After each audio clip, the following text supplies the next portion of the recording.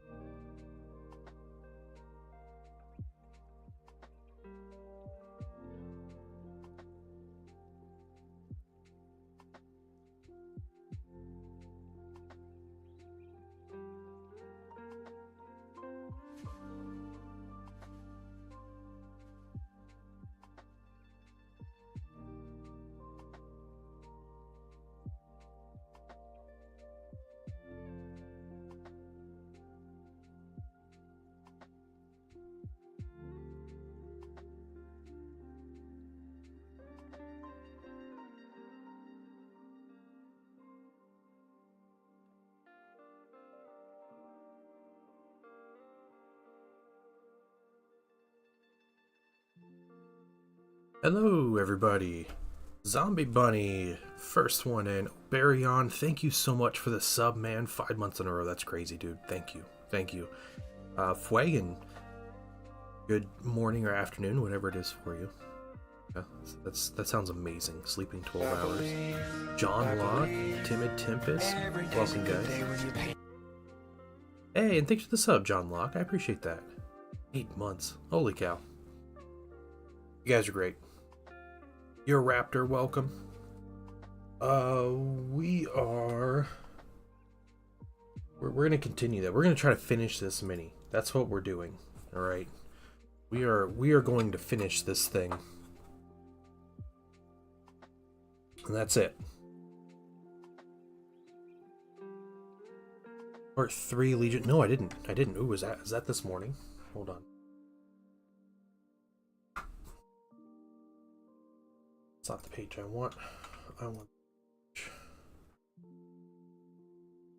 Ooh, there is. Okay, okay, yeah. I already got my scheme picked out, but these are cool looking.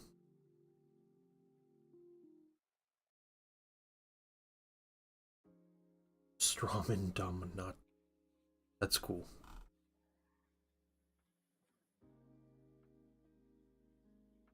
Interesting. Some cool, cool color schemes.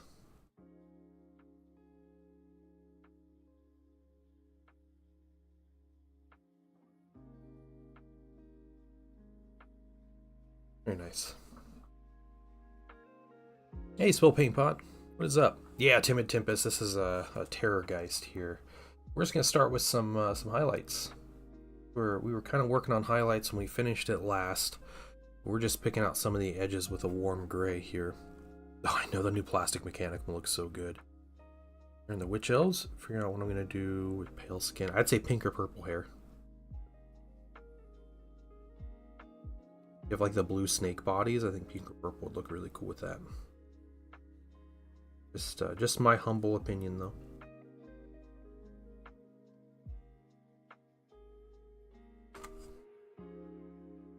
In the bot. Where's my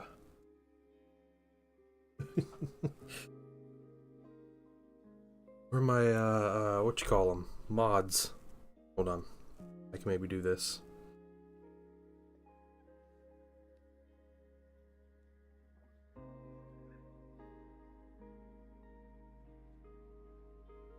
Maybe. Might take a minute. Let's see.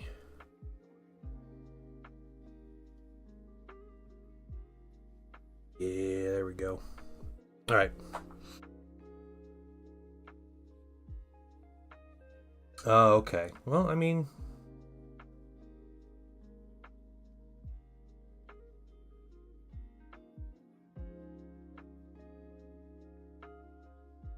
make some white. Okay, okay, cool. This Timid is not a commission. This is my own Terrorgeist for my Vampire Count's army. Back in the States, nice. There you go. That's the thing you do when you get back to the US, right? But you were doing in Peru also, so very cool. Hopefully your flight wasn't bad.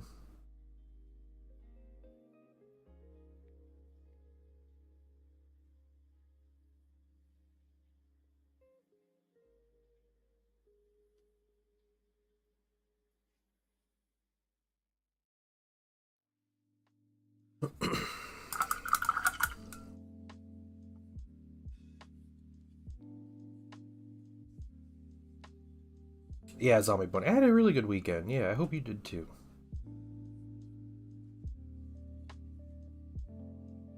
A chill Saturday and crazy Sunday. Yesterday I was able to get a bunch of stuff done, so it was good. Good overall.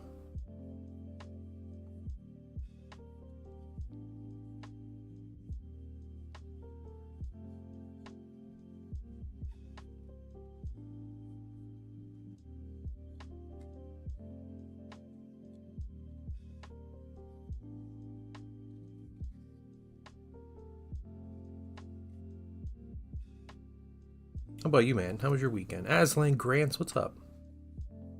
The whips, 3 of my partially done witches for reference. Sure. Let me take a look here in just a minute.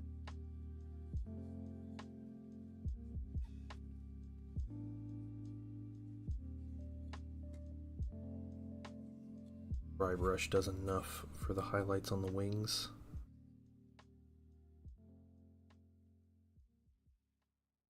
It's little things. Yeah, it's going well. Yeah, I'm having fun with the Terrorgeist. Taking a little longer than I expected, but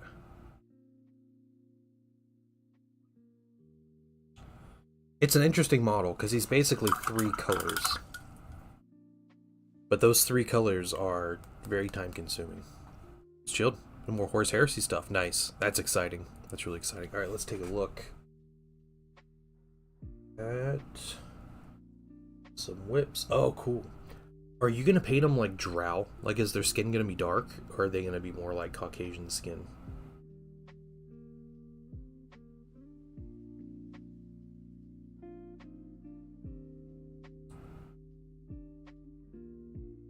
I have to like painting the Vampire Lord on Zombie Dragon. Yeah, I have to put that guy together still. I'm excited about that too. Got laid off yesterday. Oh, that sucks. That sucks. Alright. Well, hopefully it works out well. Just casually getting laid off. This man's an expert.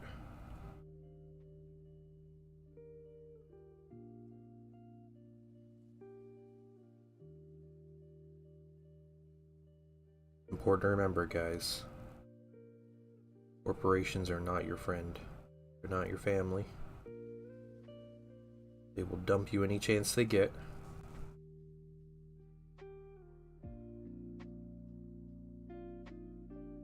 Have pale skin. Okay.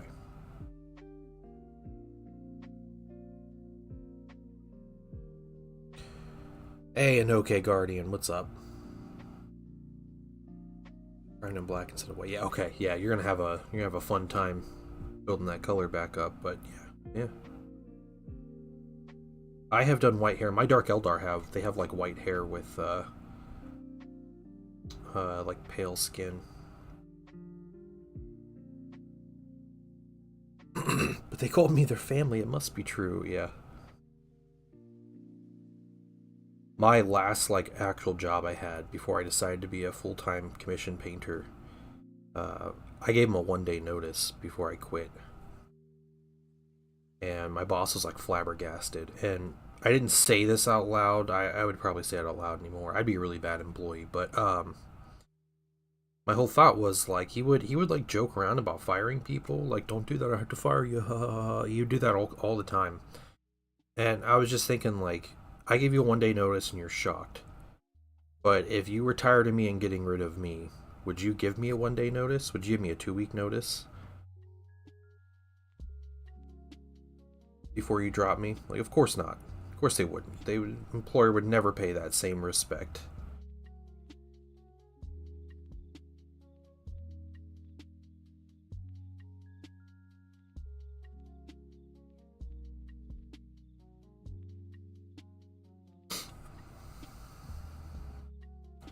His wing is kind of blocking all the view, isn't it? Pizza Party sure paid the bills, yeah. Will you paint some Sons of Grungy? Or Grugny? If someone sent them to me, I'd paint some dwarves.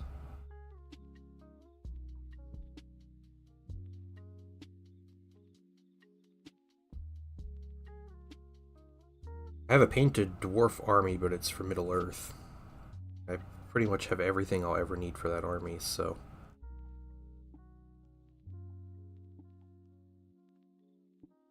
the chances of me painting something else for that army is pretty slim.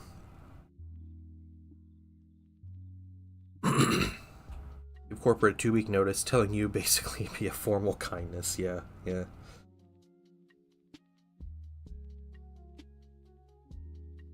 I had a job that got us pizza once, and this HR lady came in and she kept telling us, like, only 2 pieces, this is only a snack, this isn't your lunch, and all this stuff. And like, nobody packed their lunch. They're all like this is my lunch. Lady was the worst.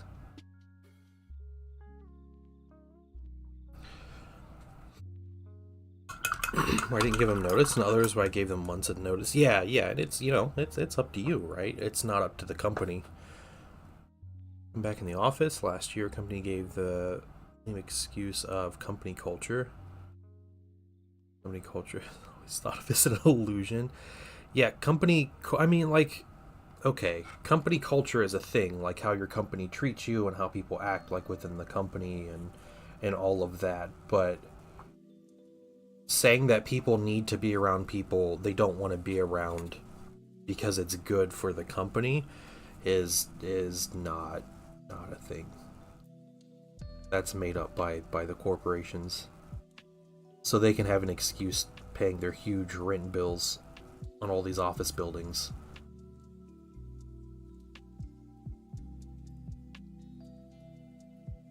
And middle management needs to not get laid off, and they'll realize they don't need all these managers if everybody's just working from home doing their job. Yeah, what's something that looks good, Zombie Bunny? What you got?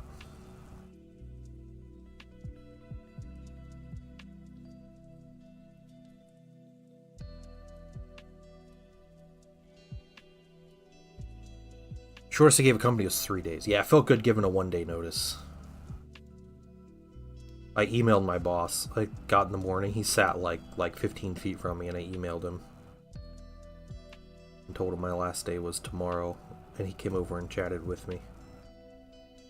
He left. He was super mad. Felt good.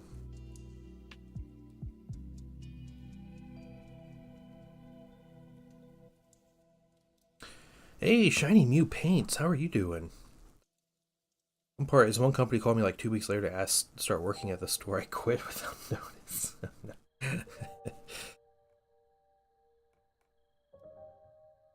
So you basically have 2 dwarf armies, one wait, a second one old world. No, I don't have an old world dwarf army. Are you insinuating something, Cody? Do I need is somebody sending me a dwarf army? Or are you just saying the Lord of the Rings dwarves can substitute for Warhammer? I always insinuate.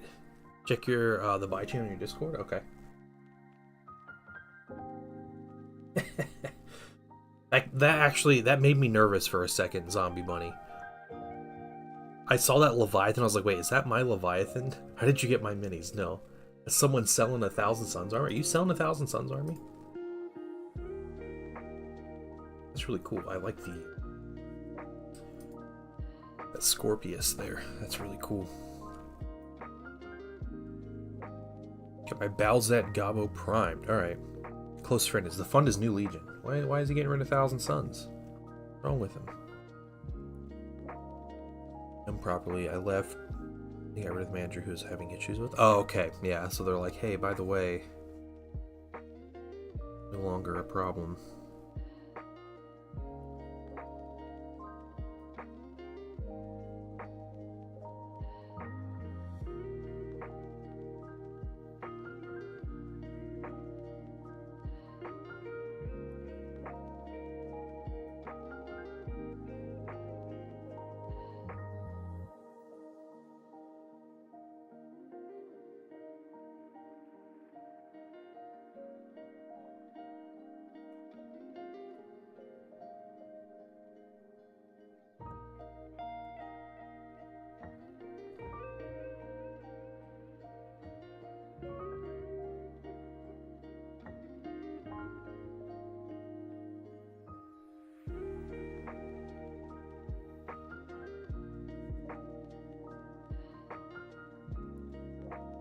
Let's do Thousand Suns Auxiliary. Oh, okay, that's fair. Talk about a downgrade. Let's go from Thousand Suns to batteries. It's in whips. Yeah, sure, I'll take a look in a minute. Use a proxy as old world? I don't know, Cody. The Middle Earth dwarves are a lot smaller than fantasy dwarves. Like they're tiny in comparison. You know, things in Warhammer are pretty exaggerated. And Middle Earth is much more like in true scale. The actual sculpts in the game and everything, so.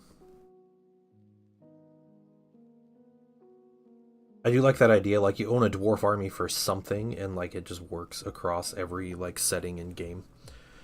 It looks great so far. Thank you. I appreciate it. Let's put in some highlights. Some things I want to do. I need to do more with the bone, obviously. And I want to find a way to kind of add a little bit more color and like interest in there, and I have some ideas. Excuse me. But let's take. Oh yeah, yeah. Your Bowsette Goblin with the what is that? Is that Chomp? The Strange Mini. Nice. Good luck with it, Shiny Mew Paints.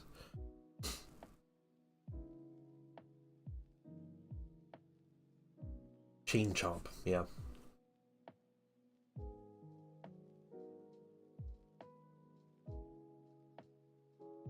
I dry brushed it. Well, the red is already pretty much done on this mini.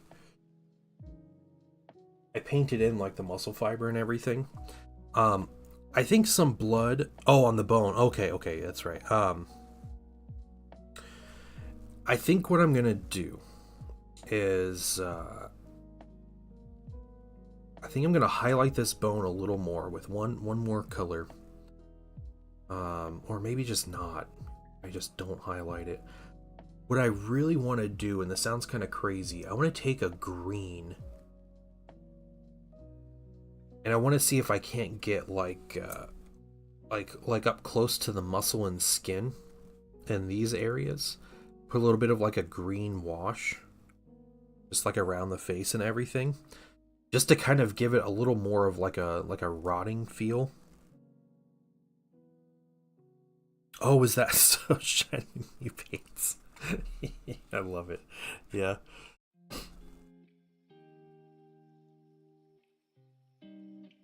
Yeah, and I was thinking Plague Bear flesh as well. Let's try it a little bit. Let's see what we got.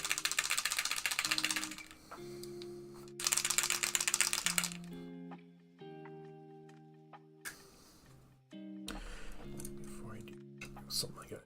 So...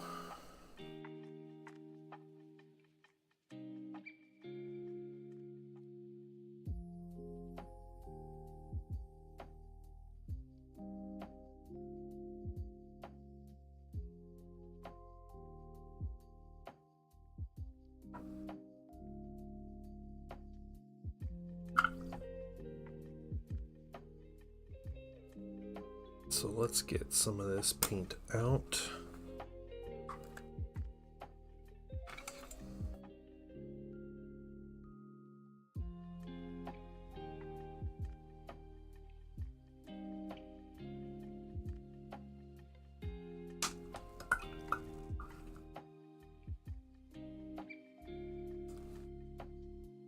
Everything looks really clean around the bones, so we don't want that.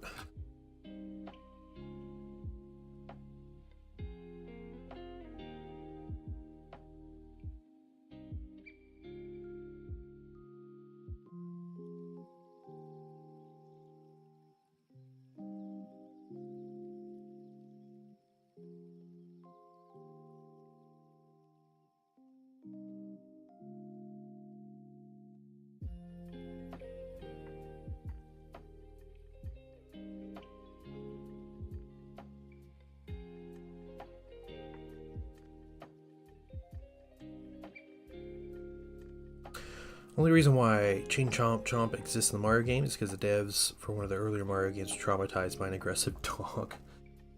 That's interesting. I didn't know that.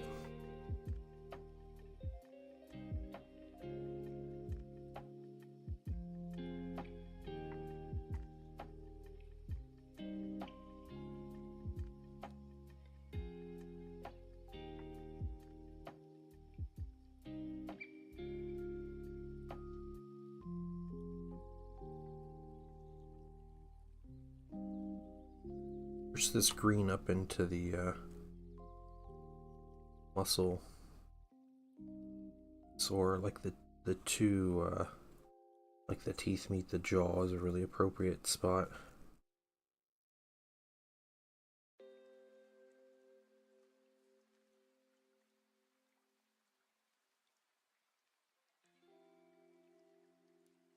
Useless Nintendo lore, yeah. That's alright. I am nothing without my useless facts.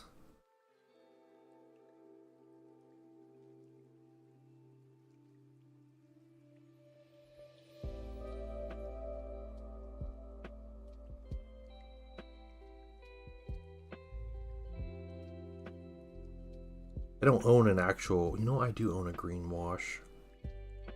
I might do this Plague Bear Flesh, and maybe I'll come back with an actual green to try to mimic, like, moss and mold and stuff.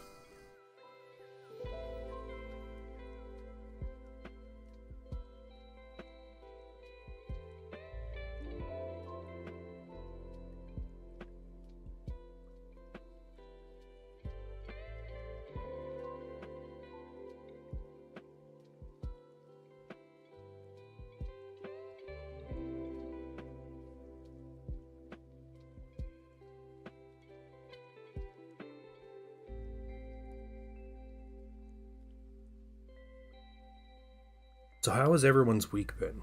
You guys having a good week? Hope everybody's doing well.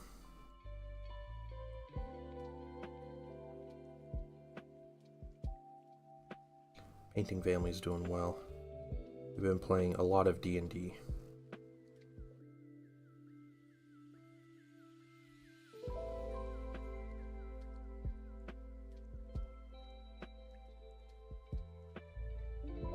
Rotting bone would be yellow. Okay, okay. See, I feel like this Plague Bear Flesh is very yellow already. So it kind of works. I was thinking of like, you think of like moss or like more like natural like growth and stuff. Bloom algae. Something growing on this.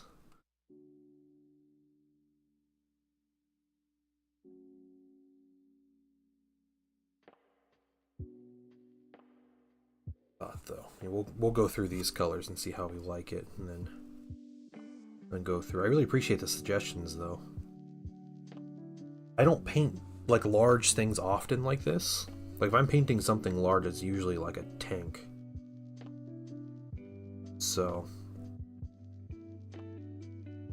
not something I have a lot of experience with.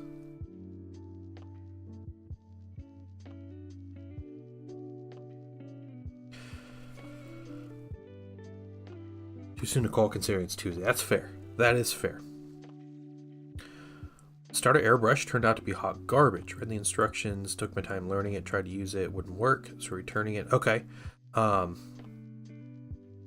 I do like my Iwata Eclipse. What airbrush did you get? What was the starter airbrush you got? Learning how to airbrush is definitely a process anyway. Like, if you guys are wanting to get into airbrushing and stuff, I just totally recommend patience and a lot of research.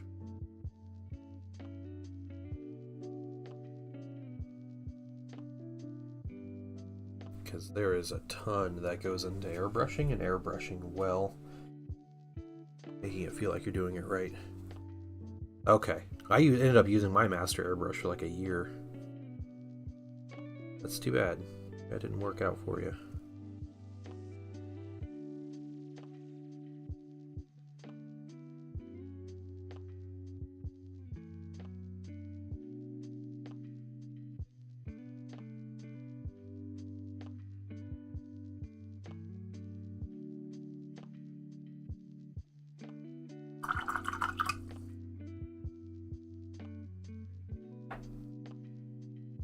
Yeah, there's a Badger one. He got it from somewhere weird. I don't know if it was like Harbor Freight or something strange. He bought that airbrush from. Yeah, he got himself a cheap airbrush that he really likes.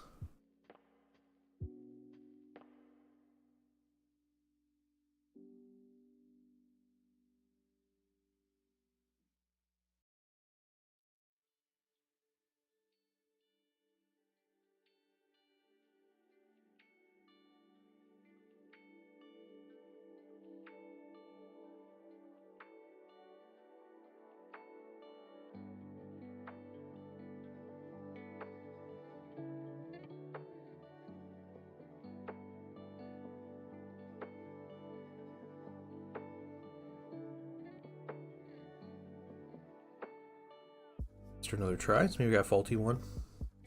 Yeah, there's a chance. Yeah, you got one that just wasn't good.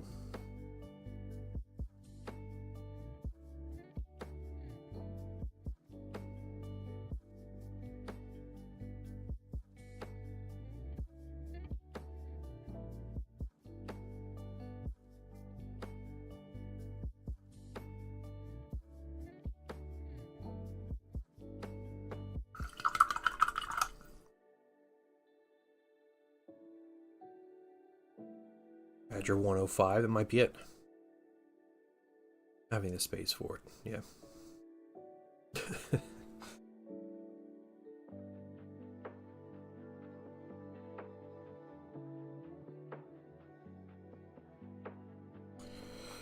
Okay.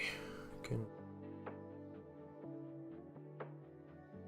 around some of these places on his head.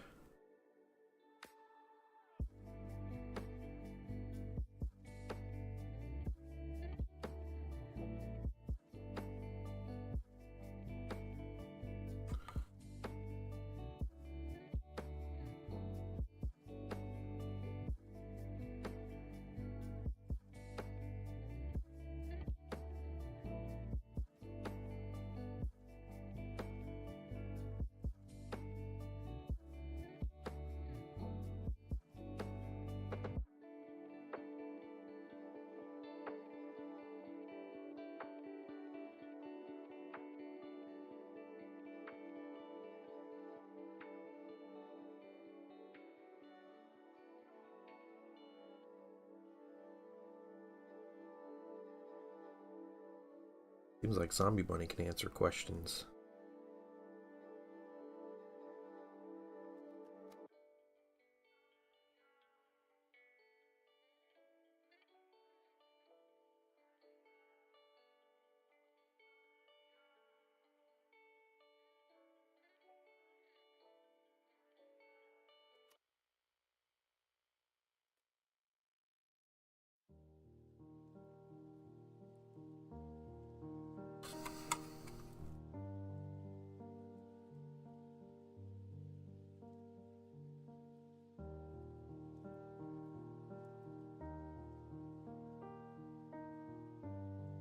Nice thing about Plague Bear Flesh, it's a pretty diluted contrast color.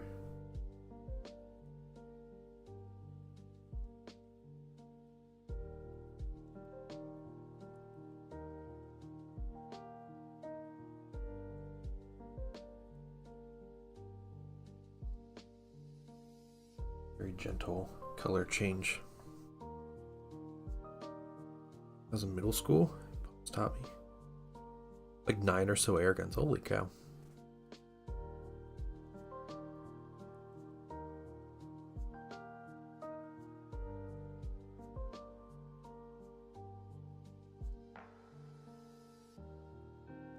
Yeah, you do need a bit of space though to airbrush. Like it's not like 4 cubic feet. A lot more to some people than others.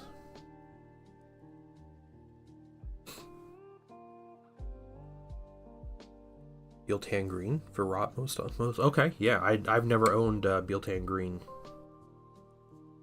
Interesting one to try sometime. I don't have a lot of contrast greens.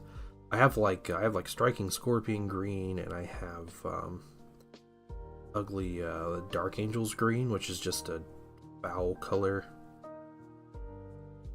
It doesn't work for anything.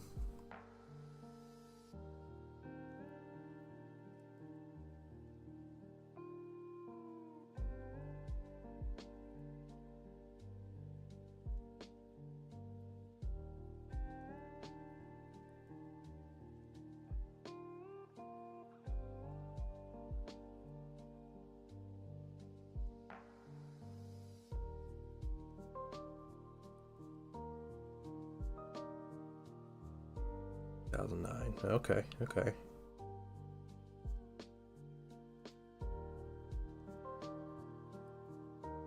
Oh, that's cool. You have a store locally you can just get everything from?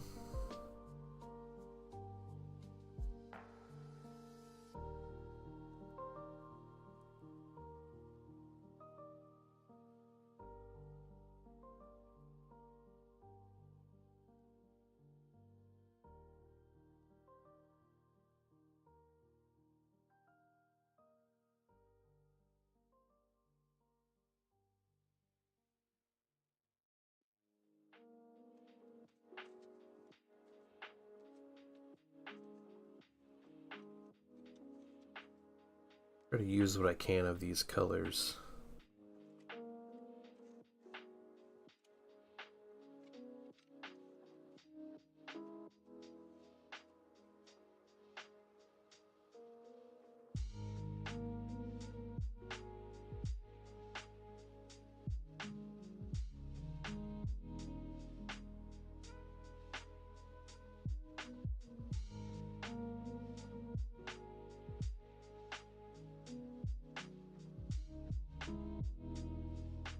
Go a little further with some darker green, and then back with some highlights on it. Let's use Steel Legion Drab, highlight with Xandri Dust, generous shade of Koraberg, stippling. Oh, okay. Oh, interesting. Yeah. You just went ahead and got the Iwata Eclipse. Nice. Okay. Very cool. Yeah, that's good airbrush. That color palette, Aslan, is basically how I painted my zombies. Yeah, I wasn't using those exact colors, but yeah, it was like a drab, like khaki color, and then yeah, with the flesh wash, and you kind of highlight dry brush over that, and then yeah, greens and purples for rotting flesh. Retired 11B, how you doing, man?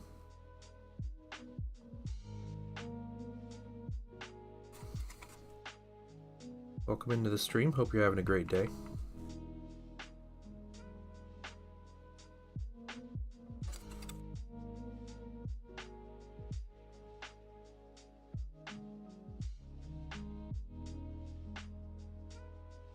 Thanks, I appreciate it. Kind of figuring it out as I'm going along.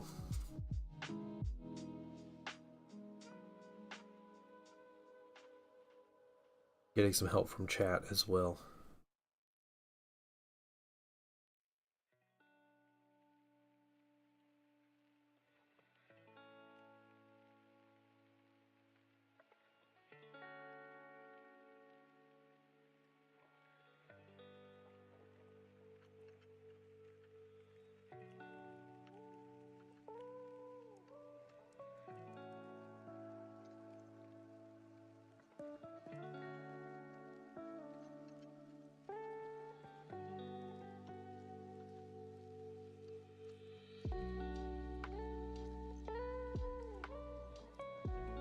Yeah, but I was upgrading my airbrush when I had my master airbrush broke, and I was like, I need to get a new airbrush, and so like, well, I want to get something that's good that I'm going to use for a long time. You know, you buy the cheap tool, when it breaks, you buy the expensive, nice tool, right? So yeah, I was between an Iwata Eclipse, an HPCS, and well, what's the other one? The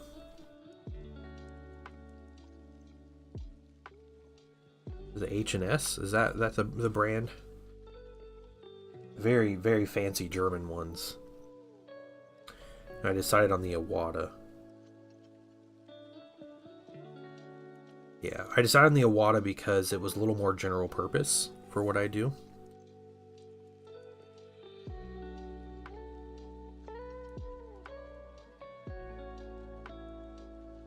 It's like Harder and Steenbeck, right? And they're a little like a lot more like detail focus and stuff, but I do a lot of like priming and base coats. So, oh, nice, Oberion, that's cool.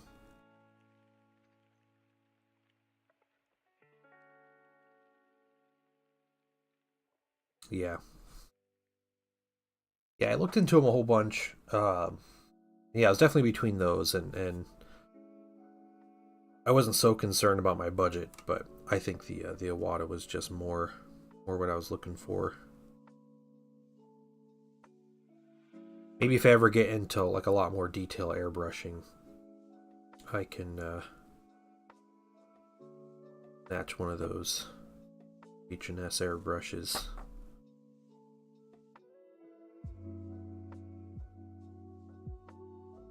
Or just be happy with what I got.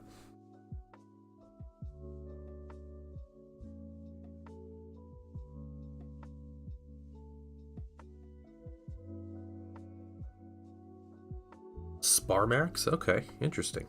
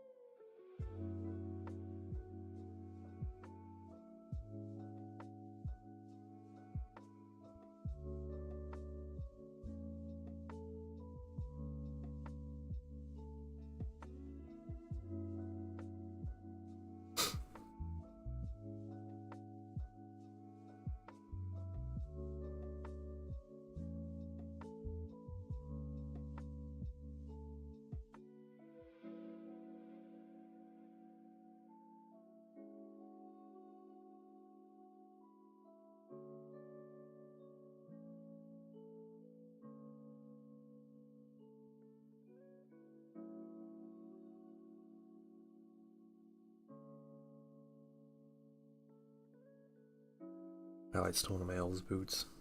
I understand that feeling. That happens to me a lot.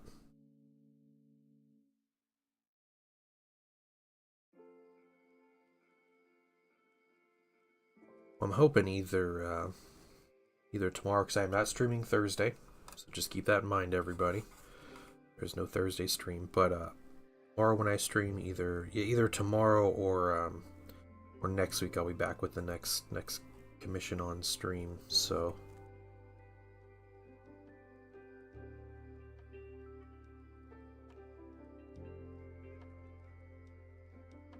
here, see, I know.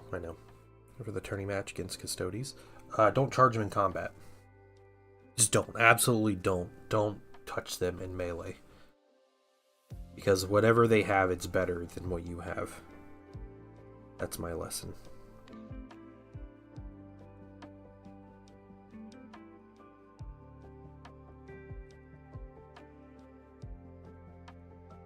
Why do Thursday? I'm sorry.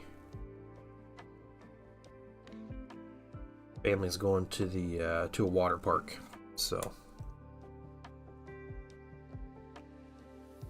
yeah. Somehow, yeah, they have 3 models in the squad and they hit you 35 times with like a strength 9 AP 4 weapon that does 5 damage, and that you have to like re-roll invuln saves or something. It's ridiculous. Yeah.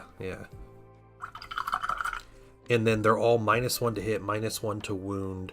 They have a 4-up invuln that you get to reroll sometimes, and they're -1 damage to all your weapons. So, yeah. Custodes.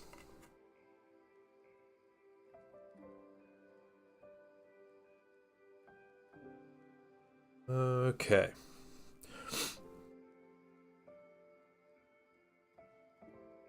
Yeah, oh yeah, hitting, wounding, and saving on 2s, yeah, with a reroll.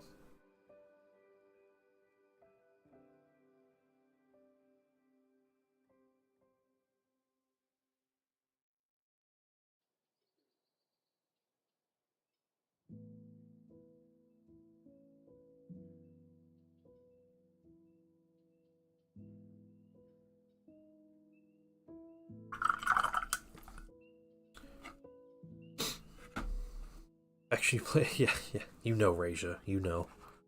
Don't act ignorant about this. We know you know. Caladius grav tank is brutal. I did blow up the grav tank really quick. Well, I know not what you mean about its gun being good. Okay.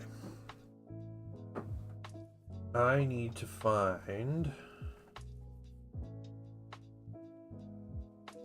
Ha. Here it is.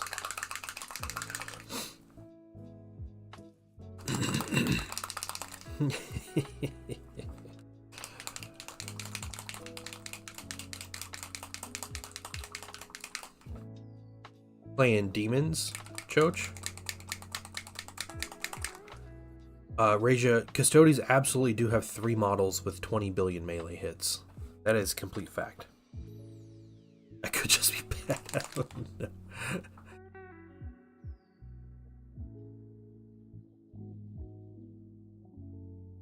Oh, don't forget they strike first every time. There's not a situation where Custodes don't fight first.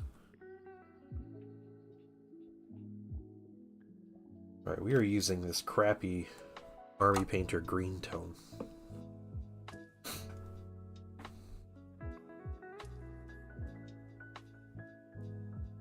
I played that guy, and it felt like, literally like, hey, is there something that benefits me? Yeah, it's a rule. It's a rule Custodes have.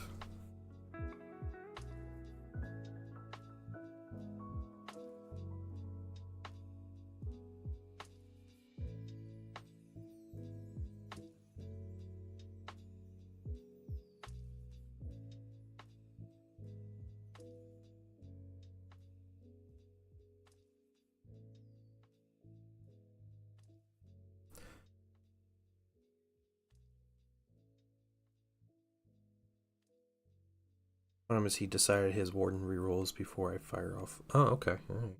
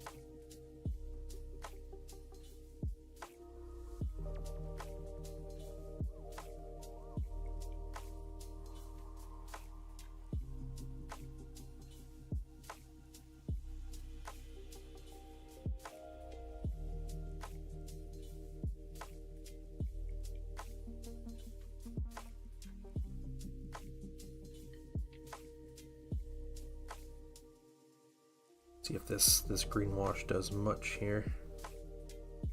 Might just be really subtle.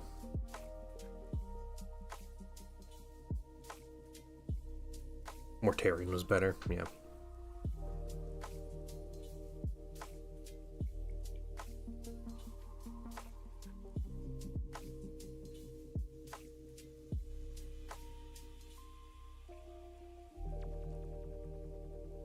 Only magnets were good in 30k.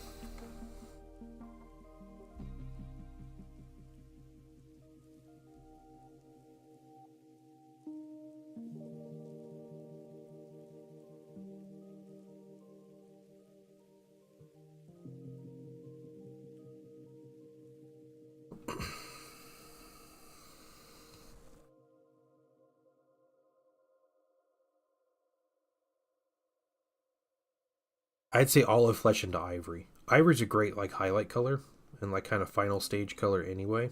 And olive flesh covers really well. I know you're working over a black prime, so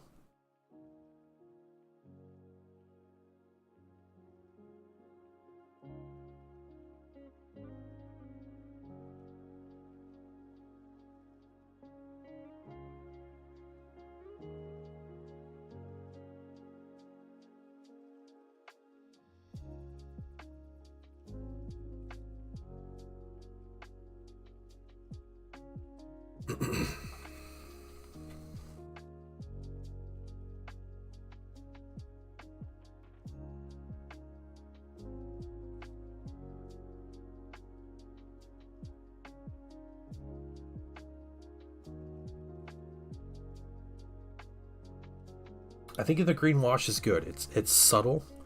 I think it's good. And I might go through with like a second coat of it on a couple spots on the mini, just to bring out that like darker green tone.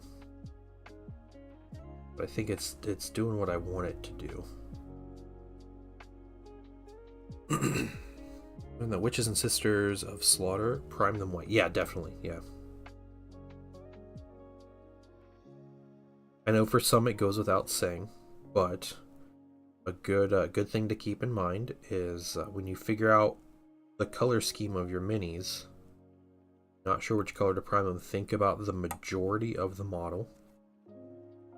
If it's going to be light colors, then prime it white. If it's going to be darker colors, prime it a darker prime. Or you can just prime it gray, not worry about it.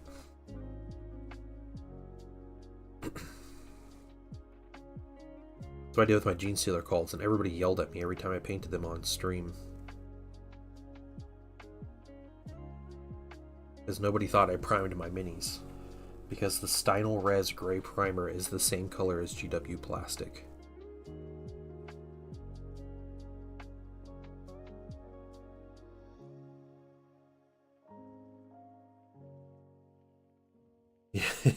Yeah. Everybody just gets mad.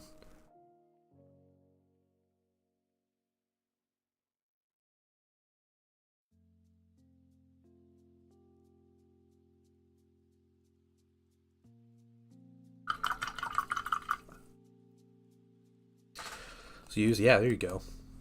AB Uniform Gray, alright. Close to GW Plastic. Let's do this.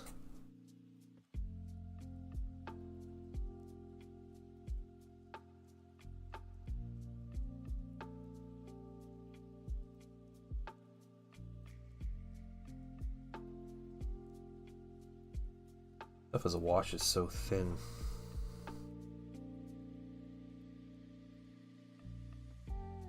I like that, the color, this green wash.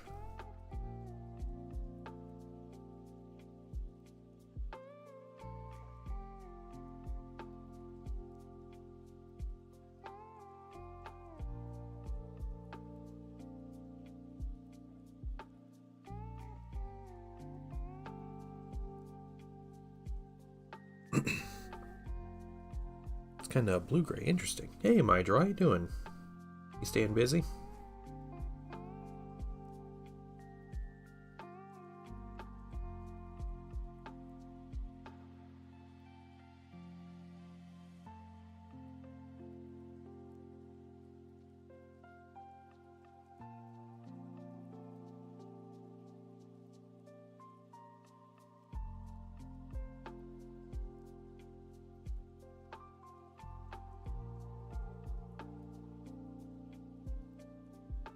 I'm working on how to make this giant zombie bat a little more rotten.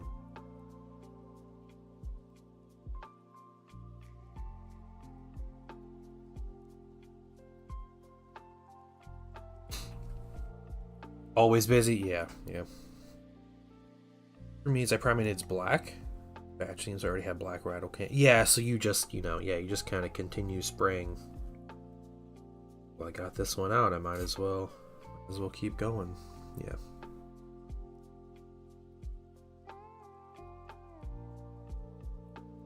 Yeah, I get it. I get it. Yeah, you're doing other stuff. I have done that plenty of times.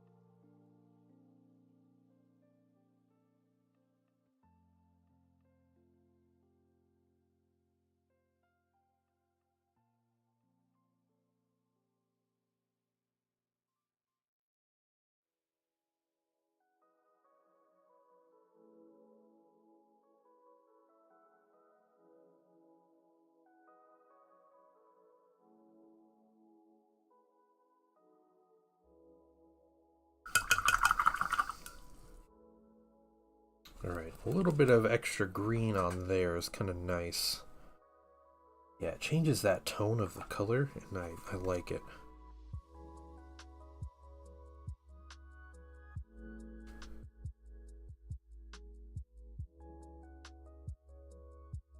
And getting away from that flat khaki highlight.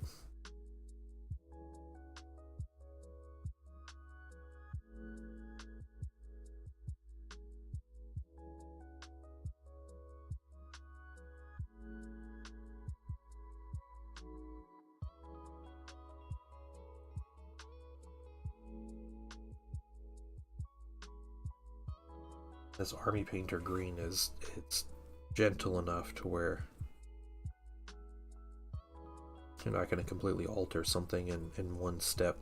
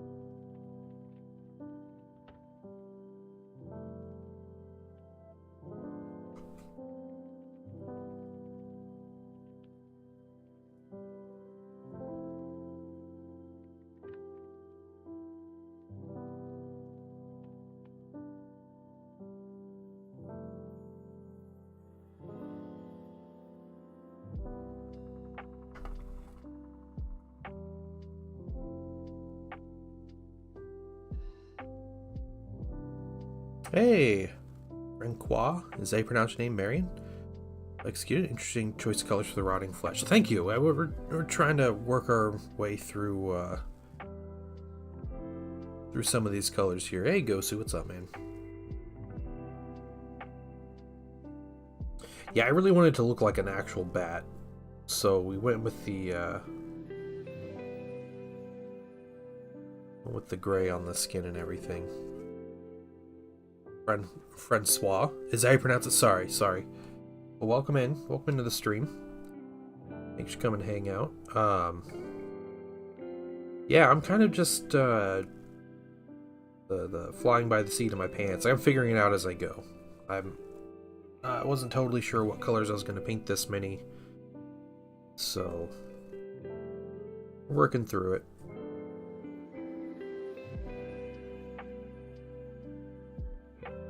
Yeah. Just figured it's a bat, so bats have black skin, right? Or at least thin black fur, maybe, that's still stuck to his skin.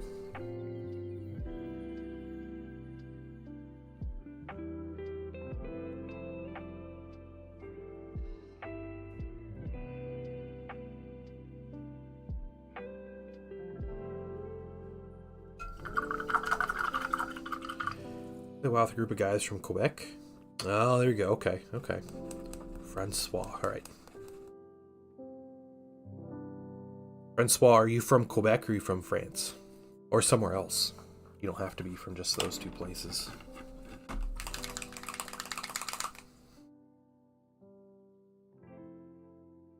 I had a couple Quebecois that would come into stream. They're always friendly people. I've heard mixed things about people from Quebec, but I've always had pleasant interactions with them, so.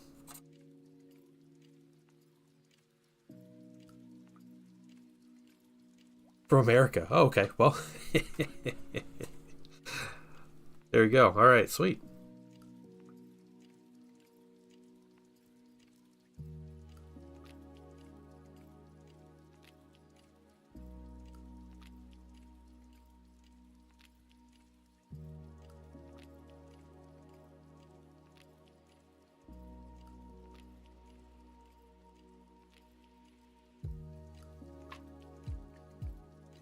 Airbrush word on Awada. Yeah. Varian's already upgrading. He had his airbrush for literally one day. He's like, nah, I need a better one.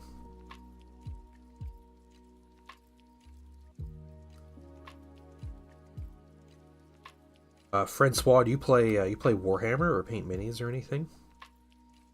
You just stumble in. Seems like you paint minis.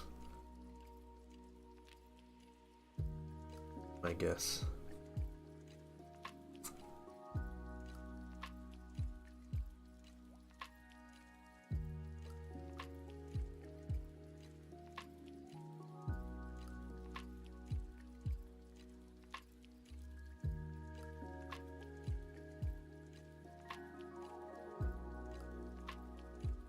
Especially YouTube. YouTube's kind of like a grab bag of people that come in. And sometimes people have no idea what I'm doing and they're asking me all kinds of questions, and sometimes it's, people just hanging out that into Warhammer and painting minis all the time, or any kind of thing like that. So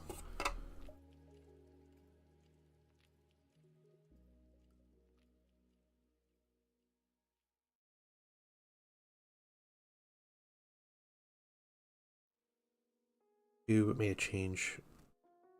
So live streams pop up to doom scrolling. Oh no, yeah, I've seen the on the YouTube Shorts. You just get random live videos.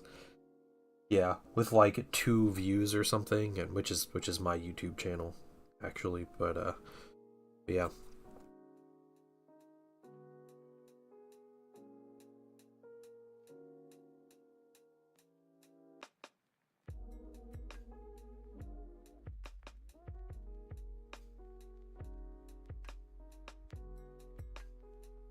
It's a dark. Wow, hold on. 30k First Legion. All right, all about the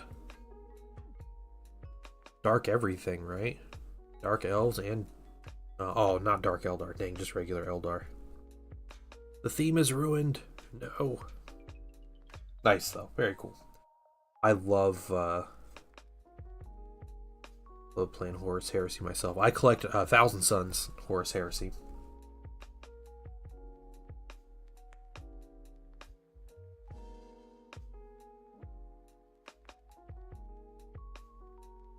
Couple 40k armies. Dark Eldar is one of my favorite 40k armies. Yeah, I got Space Marines. I got Eldar Necrons. Stealer cults.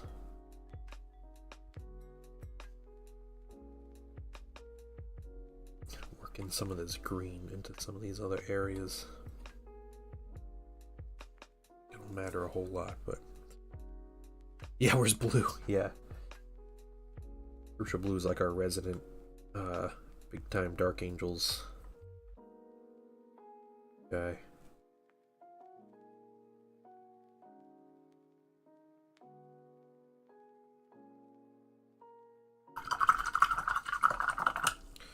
Okay, so let's go through with this green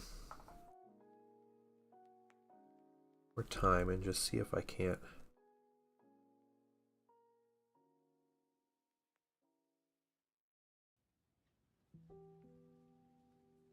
bit more definition in some of these areas.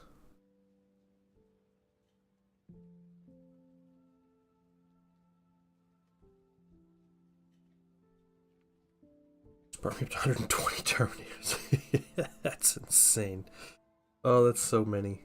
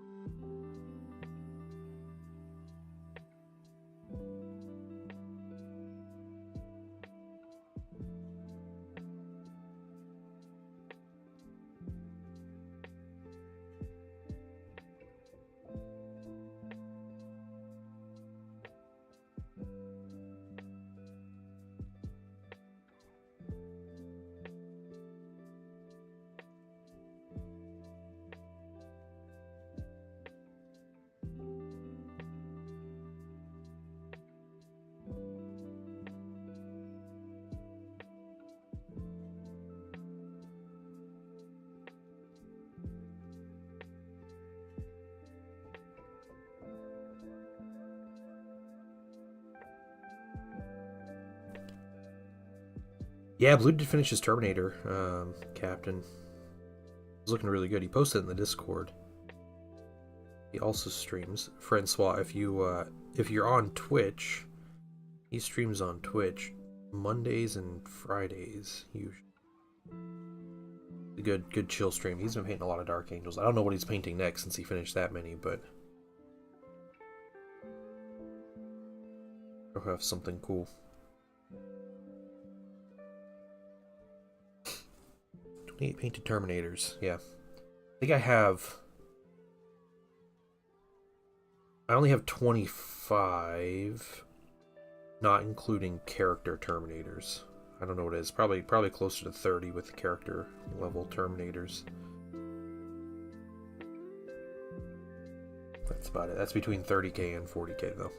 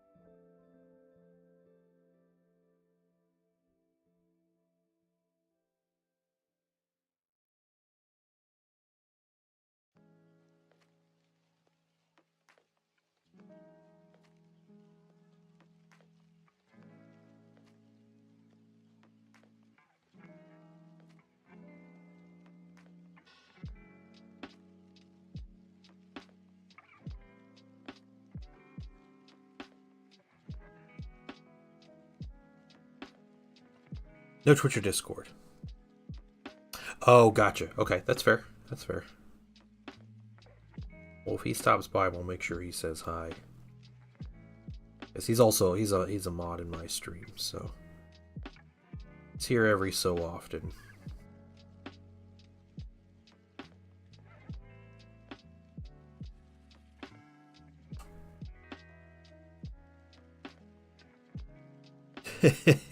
That's fair. That's totally fair.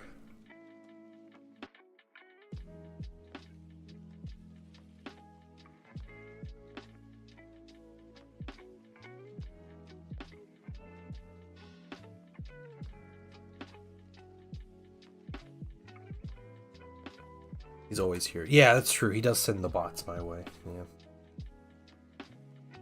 Punk.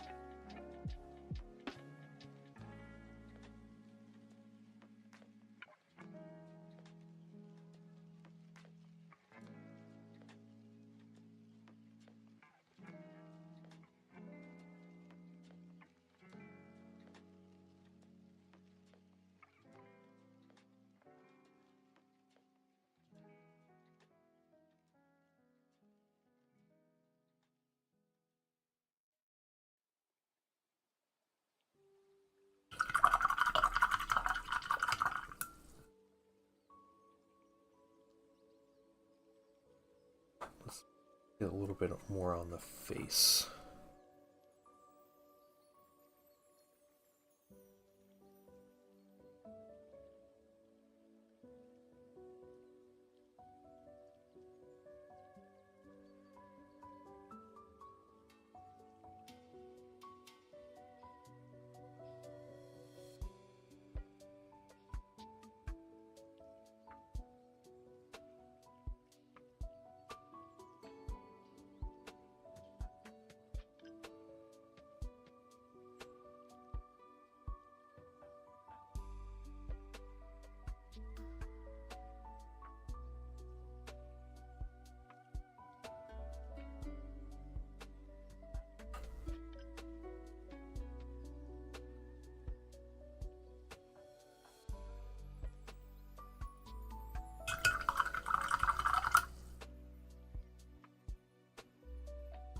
And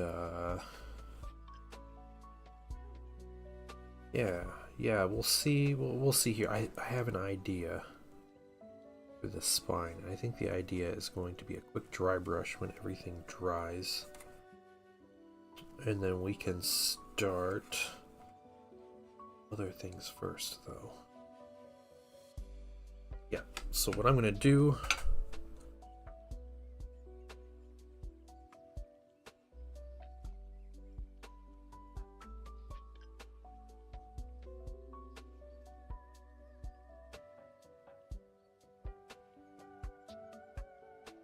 No dry brush wiping towel here.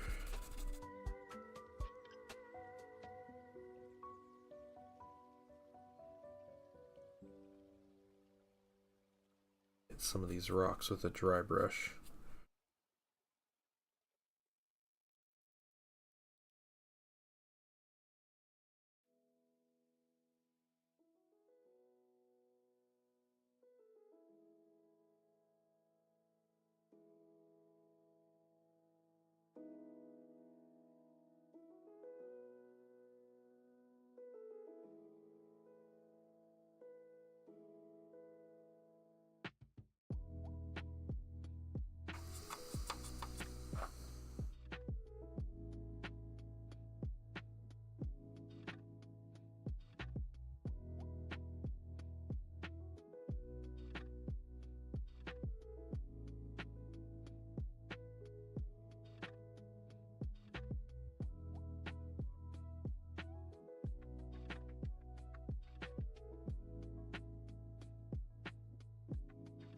This is just warm gray. This is the color we were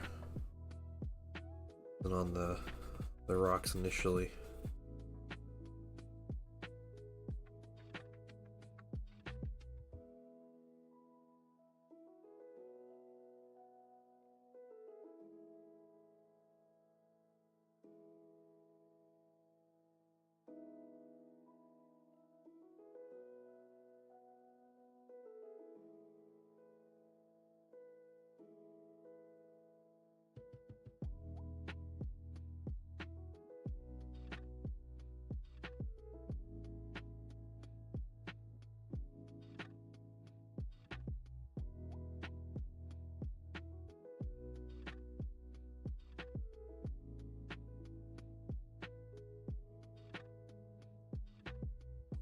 So what are you up today?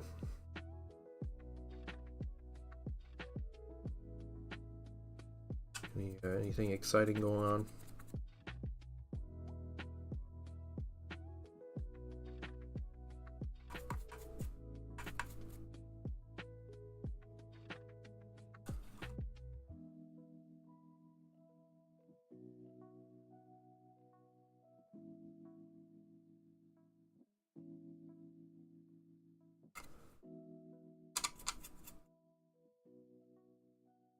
We can get a lighter gray and we'll do kind of a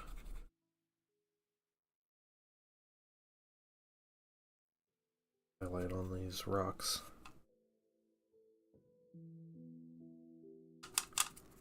For all this. Working on Spire Tyrants. Got the fourth one finished up. Working on the bases. Nice.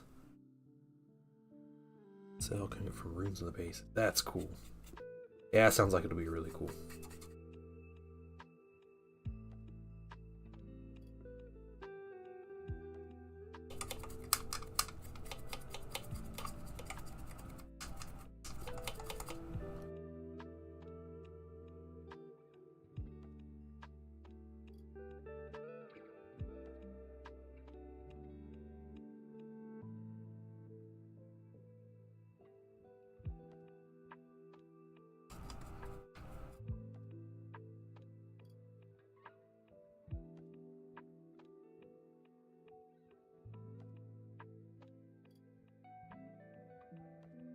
Okay, started on those rocks. Let's get a bright warm gray. One more quick dry brush highlight over everything.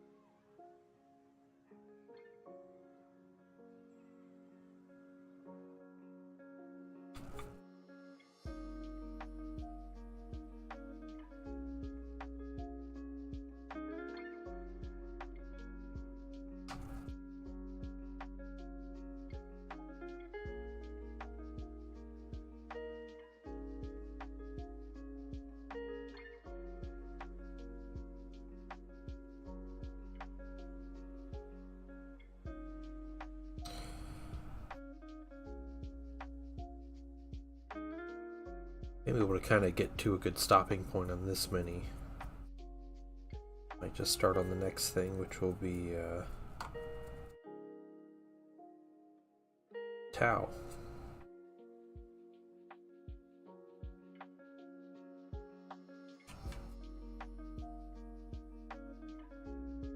So yeah, it's a fun Tau project too. It'll be fun because yeah, it's a bit of a change up. Um, yeah, it's like a bunch of characters, a bunch of Tau characters.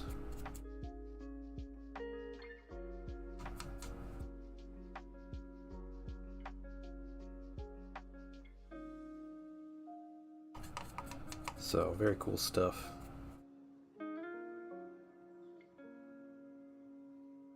Alright, those rocks are pretty simple. Alright.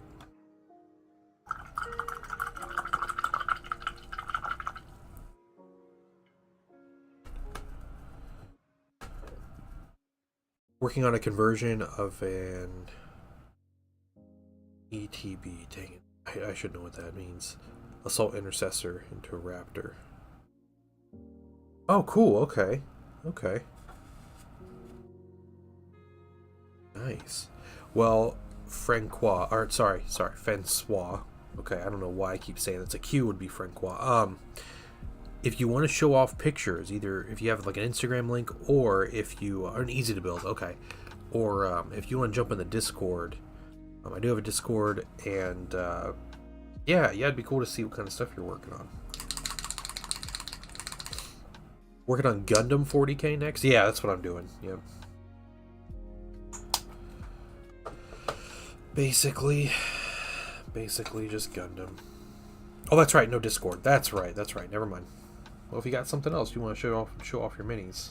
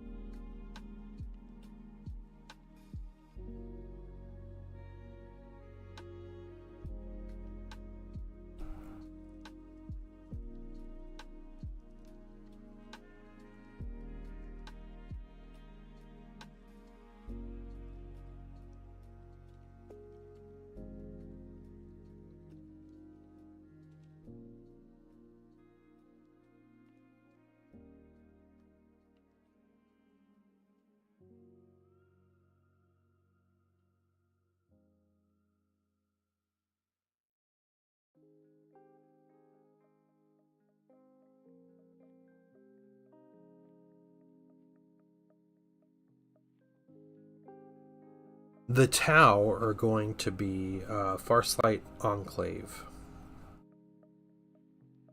So, deep reds.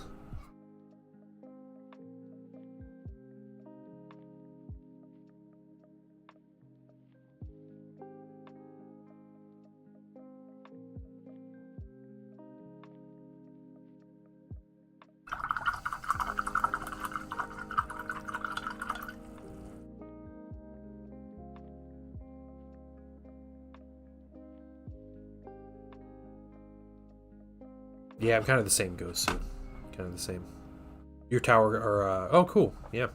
This is a commission I'm doing, so. It should be fun, though. Okay, something I'm gonna do before I forget about it. Let's see how this looks.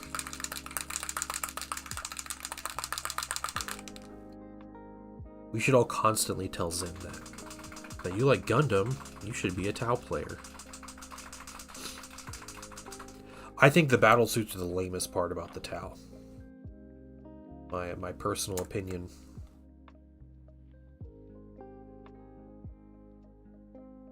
Yorla is the automotive color shift purple green. Oh, cool. That's really cool. Yeah, because Viorla is like they're like the purple and green ones, right? I was trying to think of, and then like white, right?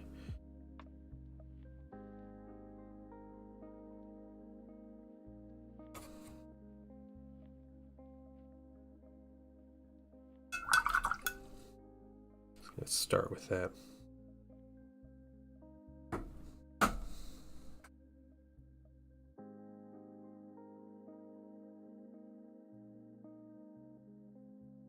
Yeah, I'm trying to like, for me, it's like jumping back to the old like Dawn of War days.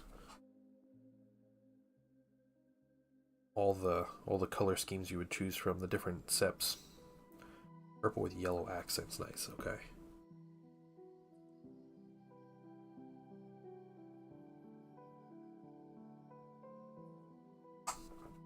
I like the green on the mini. I'm not like not too crazy about like a whole lot more on them. Like the wash kind of blended in pretty well. I don't really want to build up the bone into a lighter color. Box release. Let's go. Yeah, the crew box is cool. Yeah. The Blood Angels, the new Blood Angel stuff looks pretty good.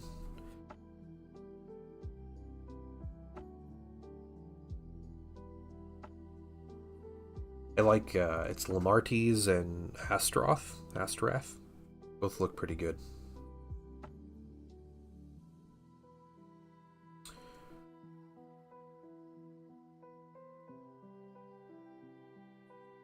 Yeah, Lamarties looks good.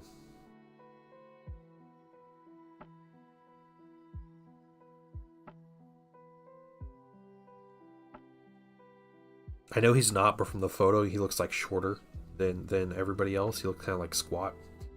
I kind of hope he is. He's just like this little guy that's just like the chaplain. He's like the dude to be scared of.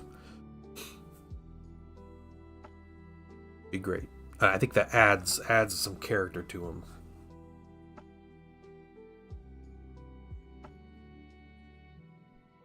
Yeah, Death Company. Death Company's losing a lot.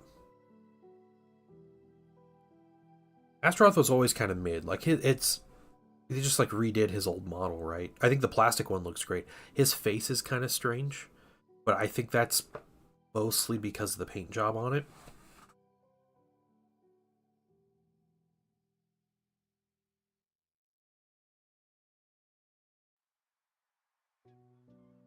Take a look at him real quick. Yeah, his face is kind of the strange thing, but I think it could be better.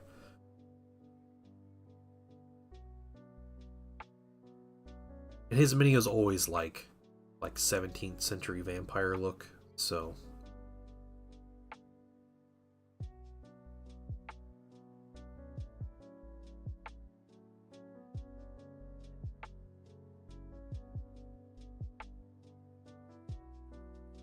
I also wonder whose spine his axe is made out of. And he's 100% Primaris now, isn't he? So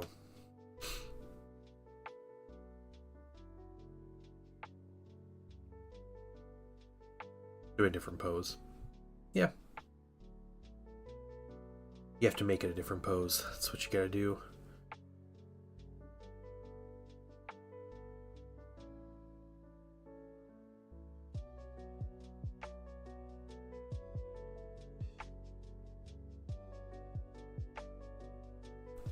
Okay. What else on this mini? There's a little bit on these.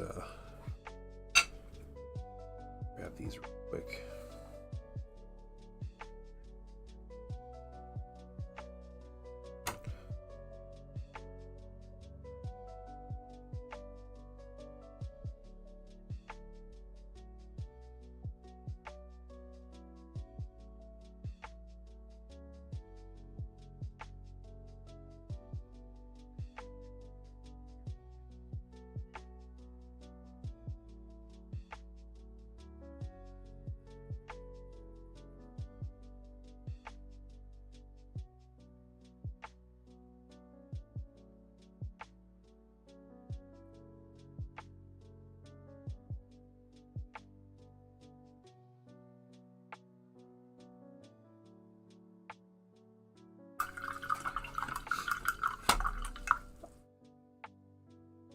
You think he should have been the new Lamarties pose? Okay.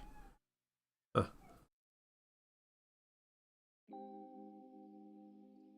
Yeah, I'm not like a huge Blood Angels fan, so it's like the release doesn't really do much for me overall. Um, I mean, it's all right. Their upgrade sprue is I think their upgrade sprue is probably the lamest thing. It seems just so basic and lame.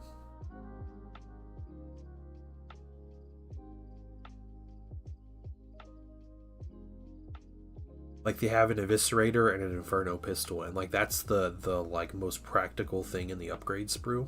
Like yeah, you get four of them in in the set, but like there's no cool like it has like a sword, but the only thing that's different about the sword is there's like a vial of blood on his wrist, and that's about it.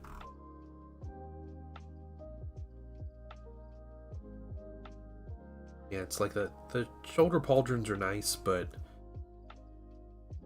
transfers are four, right?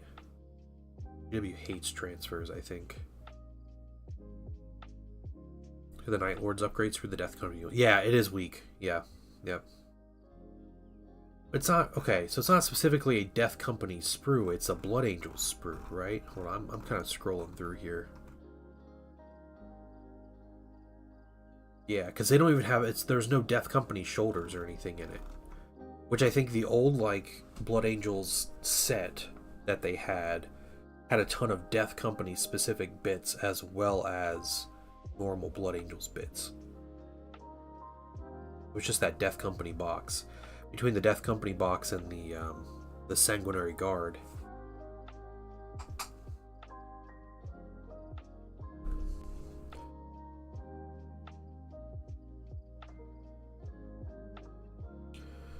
All right, I think what I want to do. Let's see.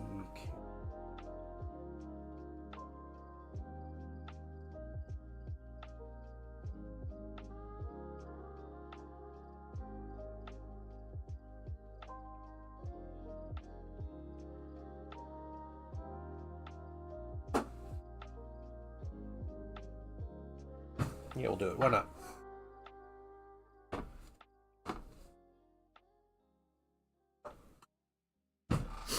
Yeah, the old Death Company minis are great.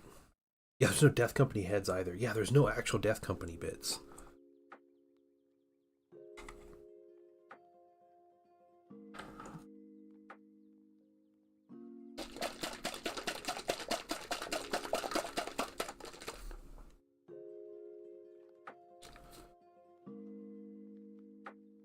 Getting out our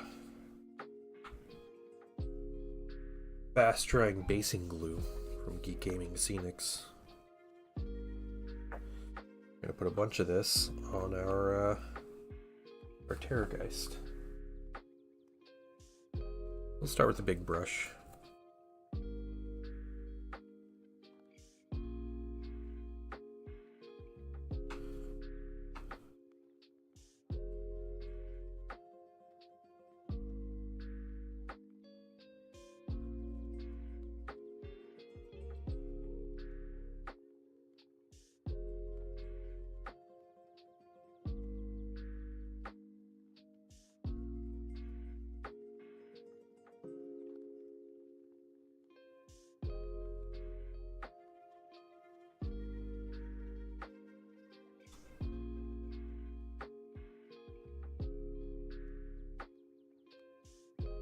I'm gonna avoid the edges first. Come back and get the edges later. So I can hold on to the thing.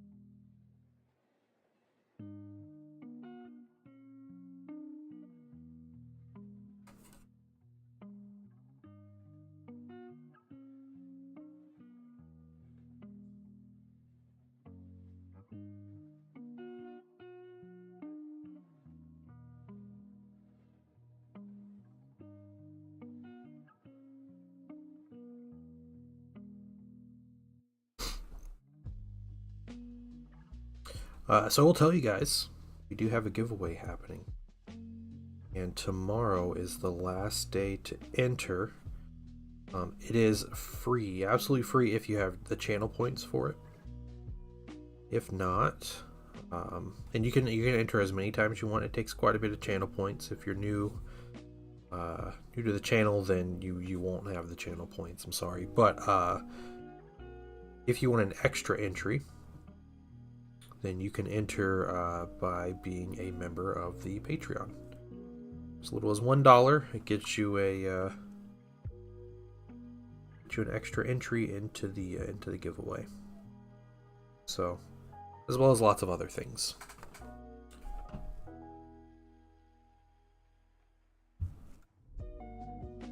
Alright, my chat cut out? That's weird. What's this? What is this?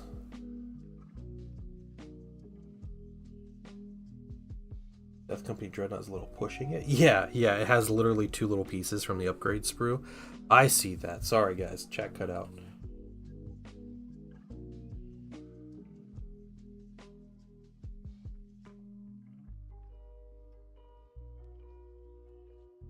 Yeah, it's the difference in Marines is basically a detachment that you don't necessarily have to play. Pretty much what the differences are turning into.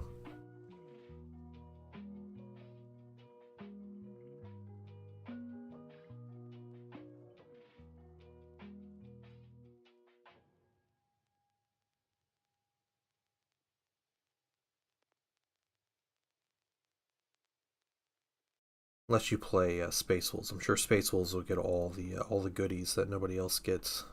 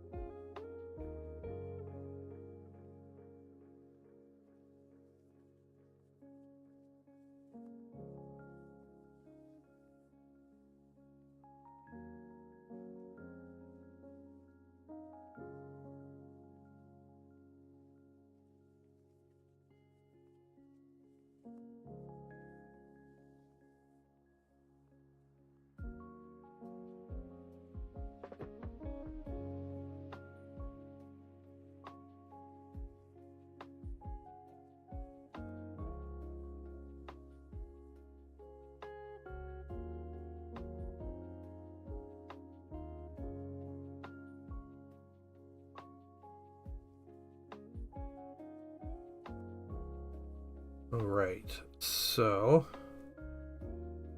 we have this whole thing covered. It's glue, and now we need to let it sit for a couple minutes.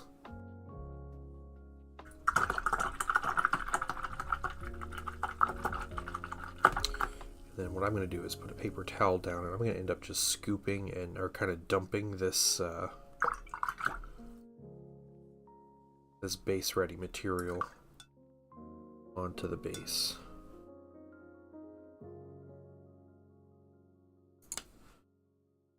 Hey, Former, what's up?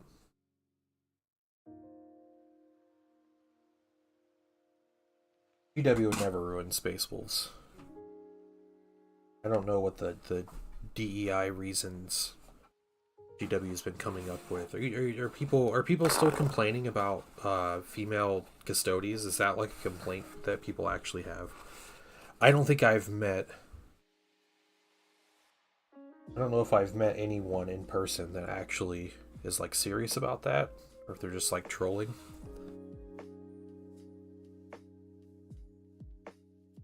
Voices for what?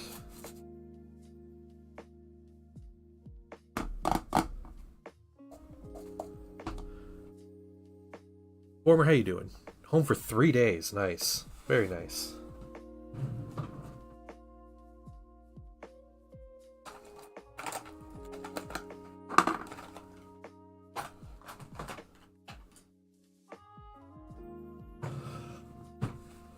I mind Vim Stonies.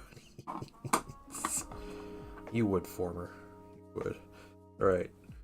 What do you guys... I can't quite... It's the paper towel is going to kind of mess up what I'm doing here. Like the lighting on the camera. I am basically dumping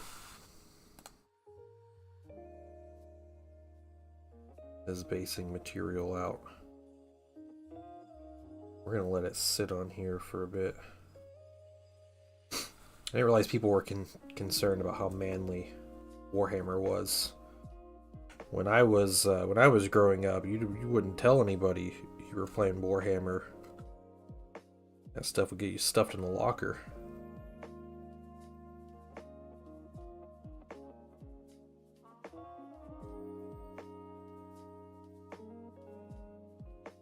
A men's space is not being for men. Well, Francois, the thing is, GW is a corporation. And as a corporation, they learned that women exist. Not only do they exist, but they are more than half the population. You know, slightly more than half. And also, being a game that you can paint and create your own stories, nobody has to do, no one has to have a female Space Marine if they don't want it. People have been making female Space Marines in their army for as long as I can remember. And I don't know. I don't know the man's space excuse for 40k. That seems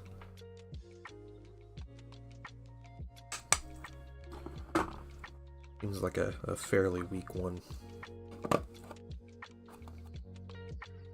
Yeah, any corporation who is just going to outright ignore half the population is doing a terrible job as a corporation. Because GW doesn't make miniatures, they don't make games, they make money. And what's a better way to make money than to have twice as many people buy into it, potentially? Absolute disgrace to the oil company.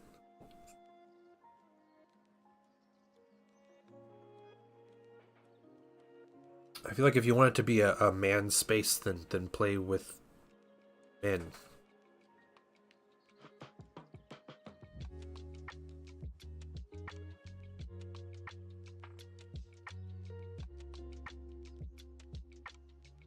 Pull that bot here.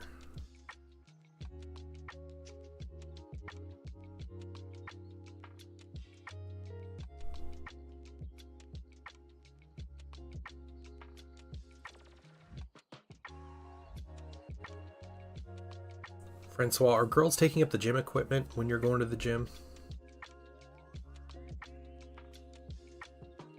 I haven't had that issue, but I also don't go to gyms. But I think that's more a social media problem and not like women going to a gym. I don't know why that would be like that would be included in there.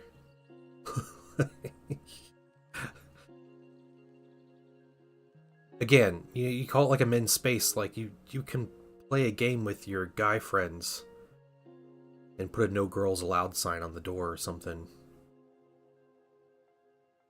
My man space is in the garden.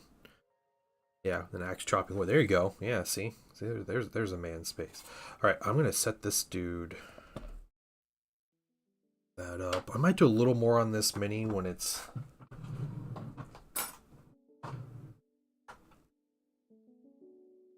done, but we're gonna let that material kind of soak in a little bit here off to the side.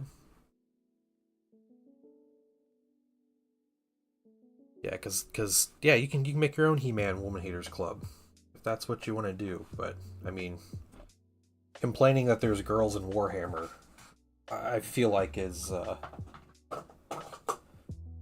kind of just like an incel thing to do. The vibes it's giving off.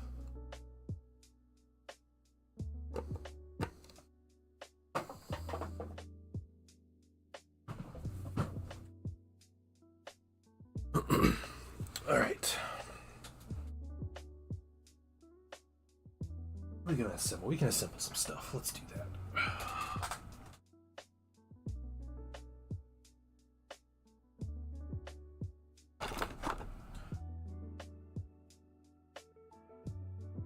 Whole bunch of tau. Yeah, Francois, the environment in the game store changes when a girl walks in because gamer nerds don't know how to handle seeing a woman in real life.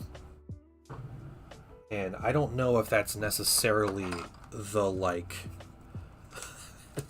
the, I don't know, the argument you think it is, blaming women, because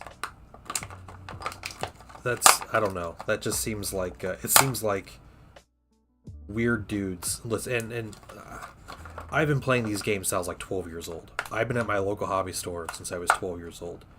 I know what it's like when a girl walks into the hobby store. There's actually a fun song about that, but it is by no means the woman's fault that socially inept dudes act socially inept when a woman walks into the store. And I think claiming that that is a problem, that's the woman's problem and not the men who can't act normal, is definitely not the woman's fault, and it's not Games Workshop's fault for putting a woman in Warhammer. That's crazy. That's a crazy thought. Get out a bunch of minis here. Did this one just not come with a base? Sweet. Just didn't have a base.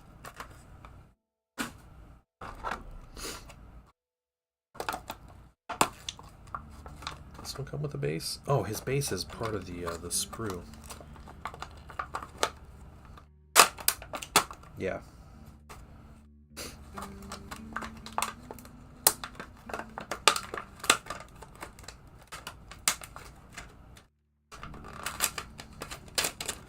Yeah, and again, if you're mad about women playing Warhammer, don't play with women.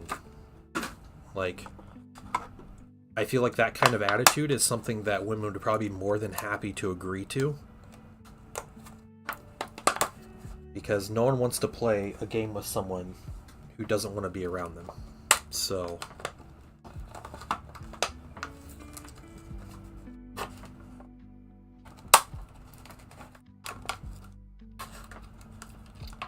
yeah, that's a weird statement, dude. I think yeah,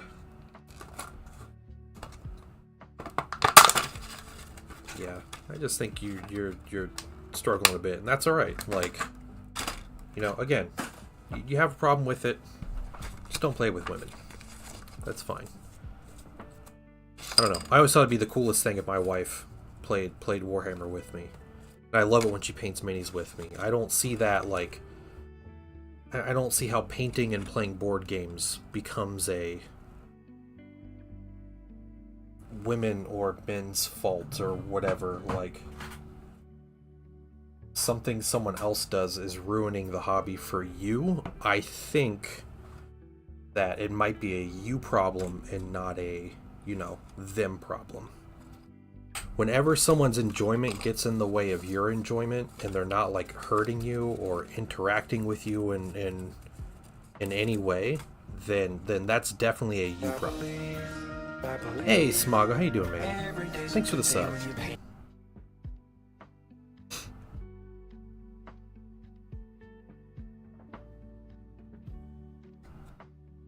Yeah, it's probably a good idea to just be done with this conversation, because this is silly. And I thought this was something that was like 15 years ago. Ooh, girls playing Warhammer isn't good, but I guess it's still going. So yeah, I don't know how to ban people on YouTube.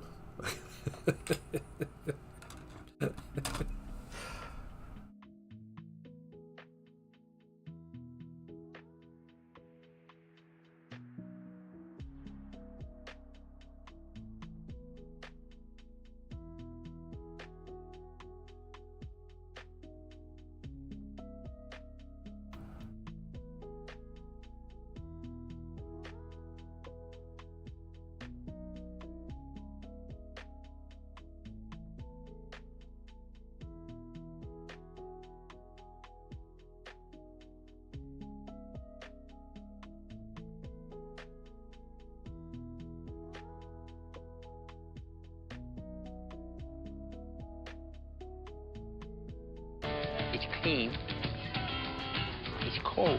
Hey, Poe, what's up, Now man? that's what I call What's up? high quality H2O.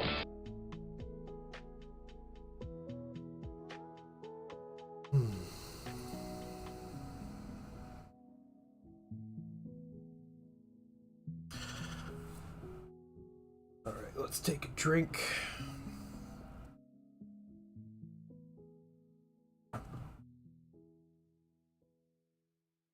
yeah, don't get me in trouble.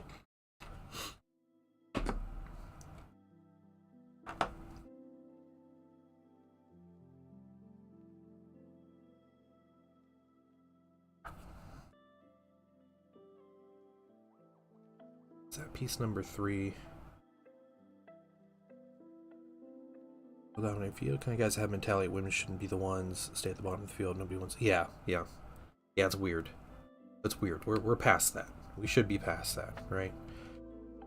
3 and 4. And Francois, again, man, I don't know how long you've been playing these games. I've been playing Warhammer for a long time. And thank you, Pone. I appreciate that. It makes no sense to me, like the idea of like, yeah, the rules writing are affected by women playing Warhammer. Would you use? I will not say that name out loud on Twitch, but I probably would use the mini as a necromancer. Because that name sounds way too familiar to something else.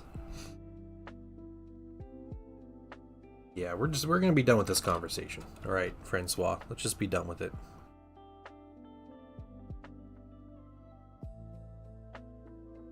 Yeah, no, I know who it is. I know who it is, Zombie Bunny, because he's in Total War, and like I know what his mini is like and everything. Yeah, I do. Yeah, I am familiar with the mini.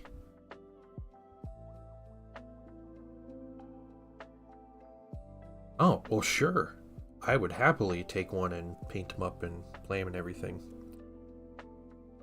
Eos Fourth is? I have no idea what anything with Age of Sigmar is, so I don't know. Oh, I mean, if you're gonna trash it, then by all means, send it here.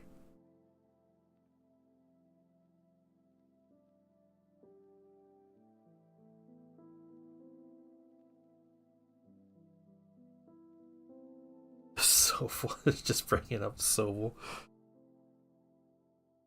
Is he metal? He has to be metal, right? I don't think they ever made him in Finecast. Oh, dang, he's Failcast. Okay, alright. Yeah, I'll see what I can do.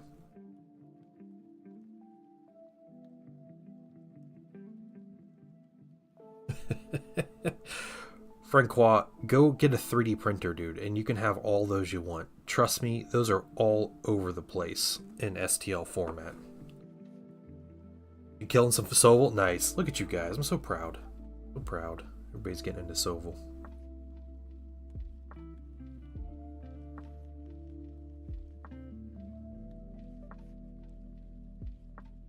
Yeah, the Juan Diaz sculpts. Yeah. People get so weirdly attached to those. To be fair, those sculpts are better than the plastics. Like, just objectively so. But, you know. Yeah, no, Zombie Bunny, don't worry about it. Yeah. The conversation we're not revisiting. Not necessarily focused on the... I mean, if all this came back to... I just want boobs on my miniatures, then you're in luck, Francois, because people are real thirsty on Cults 3D and really like to make not safe for work miniature sculpts of everything. So you're in the woods again? No, here's like Demon Kalaba.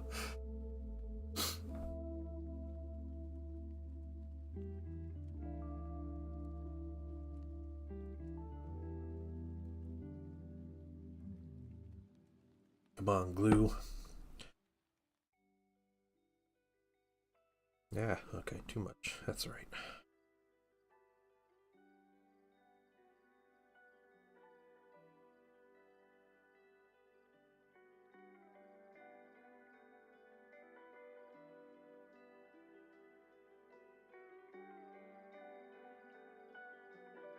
Roan. Smoke Dog have lunch. Hopefully when I'm back. Yeah. We can still be nice to people, guys. We don't have to throw out names or anything. Yeah, hey, Francois. Conversation's done. Or you can be done in the stream. You can leave on your own. Or, you can, be banned.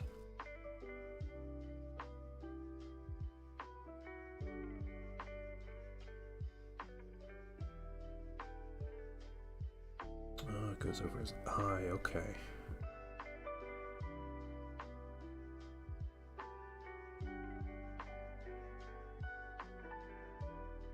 I look forward to a new Horus Heresy edition.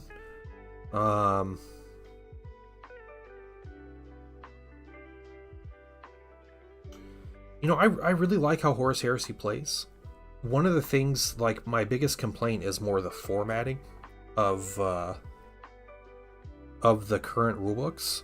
So I wish they would find a way to put all 6,000 keywords or like universal special rules in one spot. That would be great.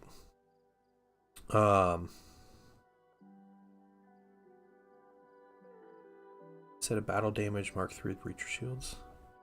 Yeah, just like, there's miniatures and stuff I want and everything, but like, I don't know. That's a tough call.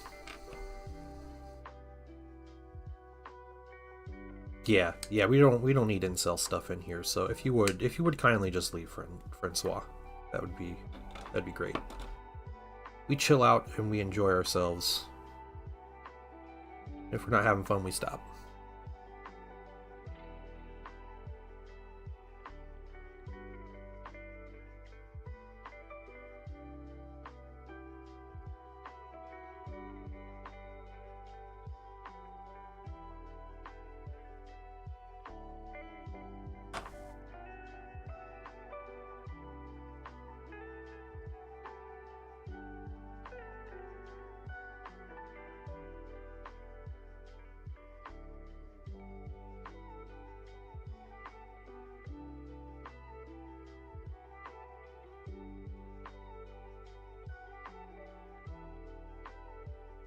Okay.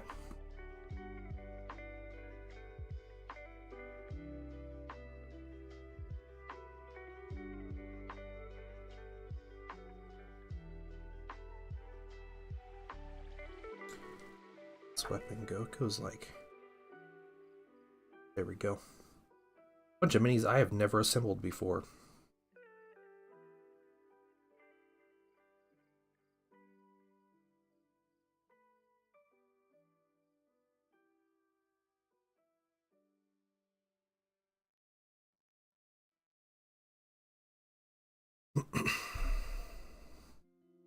Love Dark Strike. Nice. Yeah, I have this guy and have 3 of these. Who are the other infantry dudes?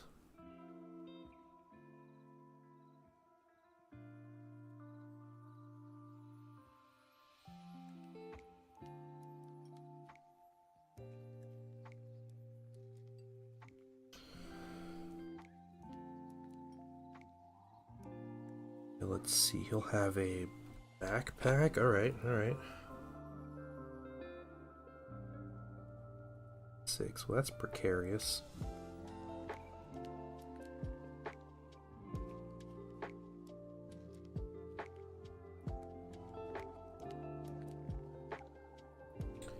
Yeah.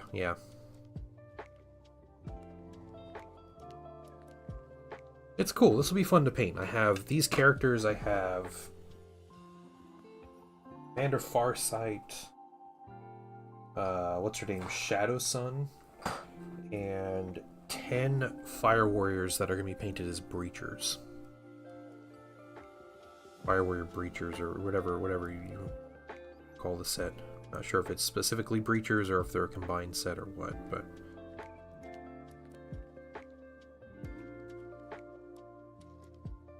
So, why not get a little head start on assembly?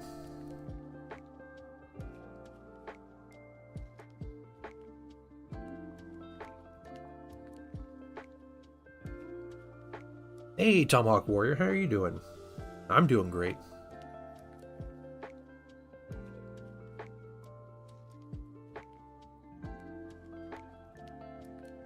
Yeah, no,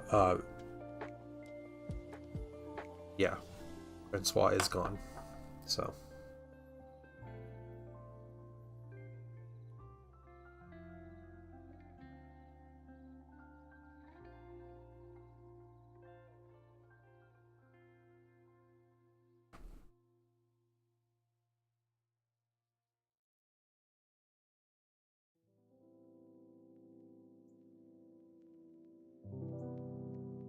I don't know where exactly my lines are drawn, but I guess blaming women for 10th edition is kind of a weird place to be.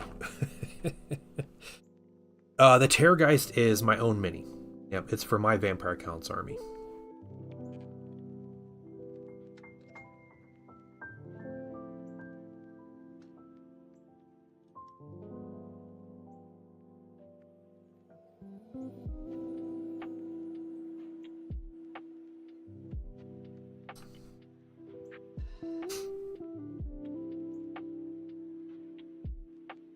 Yeah, I have a couple of like my more elite stuff to paint. My Vampire Counts, and Terrorgeist one of those big ones. And I think that's about it for my assembled and primed minis on the Vampire Counts. And I have a bunch of assembled Blood Knights. I have 10 Blood Knights assembled. Yeah, I have a couple characters assembled.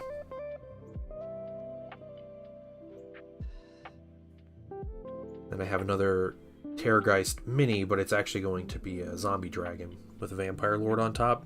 That's got to be assembled. That's still on sprue. We got a couple ghouls. Well, things like that.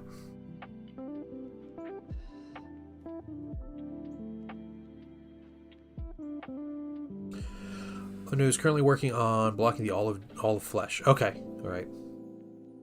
Yeah.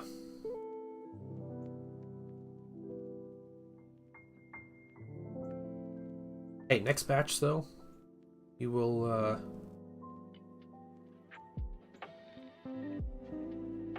you'll prime them in a brighter color, and you'll learn your lesson there. It'll be all good. Raja, yeah. We can just be done with that. We can tell this tale, you know, weeks from now.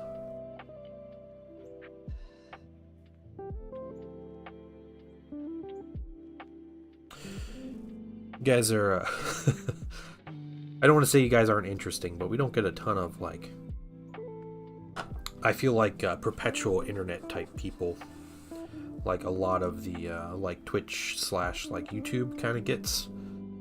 I'm sure you guys know kind of the type of person I'm talking about, but saying I'm boring, yes I am, dude. I am the most boring. I am king boring. So if I'm calling you boring, you better take it as a compliment. Hey, Rat King, what's up? Reprime the unpainted ones white. Yeah, Obear, that's not a bad idea. Not a bad idea. Rich guy who showed up that immediately. He didn't get insulted. He insulted.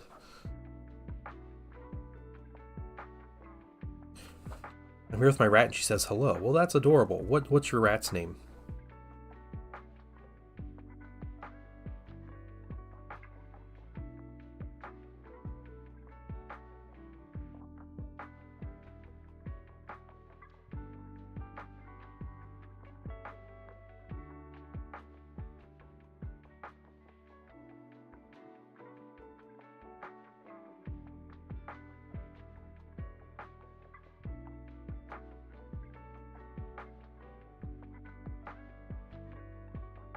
I wish Zindral was here to see this, but I'm also happy he wasn't, because he would have found a way to ban that dude like outright.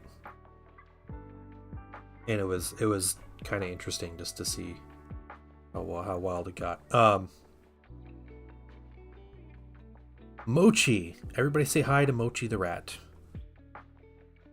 Sounds cute. I have heard rats are incredible pets, and I've heard they are super intelligent and very loyal pets. Never owned a rat before, but so many stories. Someone who comes in, it wasn't just yeah, exactly, yeah. Overall, this is a super boring stream, guys. I mean, if you're here for excitement and like craziness, this is not usually the place to be. But sometimes we get some gems. And I also appreciate how, you know, there are people here that we've had some discussions and we disagree on things, and you know, like, we can be civil about it and we can come back and we can recognize that, you know, it's a differing opinion and that's okay. Still hang out and be cool and not break terms of service on Twitch or do crazy things like that. So, no, all much appreciated with the great group that's here.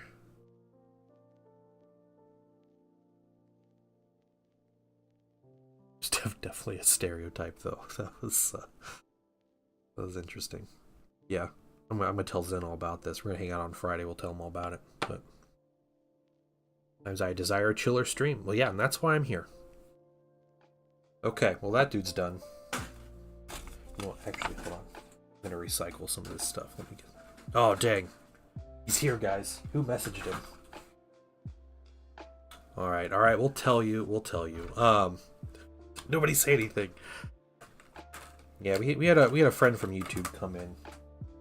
Super cool at first, and then just immediately goes into full incel, like 100%. No, it wasn't. It might have been Midwinter Minis. No. Even he seemed like fairly well adjusted in ways, but yeah. Yeah, unfortunately, we had someone coming in here and literally blamed women for 10th edition and why people hate 10th edition. This is women's fault, according to this person.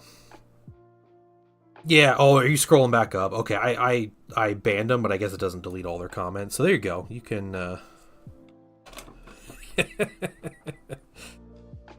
How many entries do you have? That's a good question. That's a good question. Let me, give me a minute, I can take a look. Or if Zen could take a look for me, I'd appreciate that. It's there first.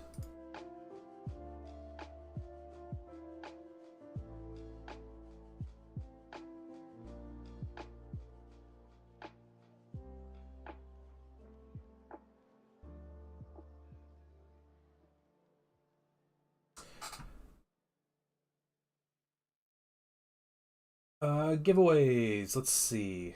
Poninator, you have 2 plus your Patreon, because Poninator is the newest Patreon member.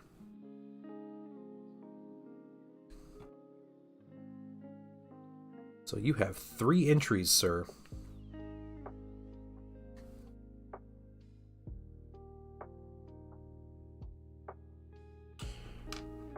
Do a cosplay build stream where he wears Mark III armor while painting Mark III Thousand Suns. That sounds exhausting.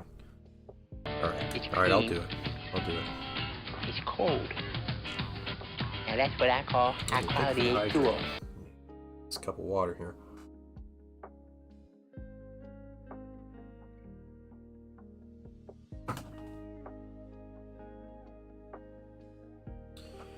Yeah, I told the guy to drop it and he just kept going. He's like, well, what about freedom of speech? Like, all right. Left-handed painting is I have a specific mini that I paint, and I'll paint for 5 minutes left-handed on that mini. The original idea was to just paint whatever mini I'm painting for left-handed for an amount of time, but I kind of realized that doing that with and I will say don't redeem that one right now because I have my wet palette covered and everything, so I won't be able to like get everything out. I'm just assembling stuff. But yeah, it was like I can't do that with commissions.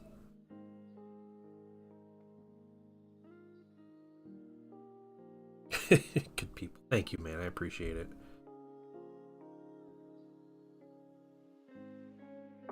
You're in Brannigan's, yeah. Brannigan seems like a really cool dude.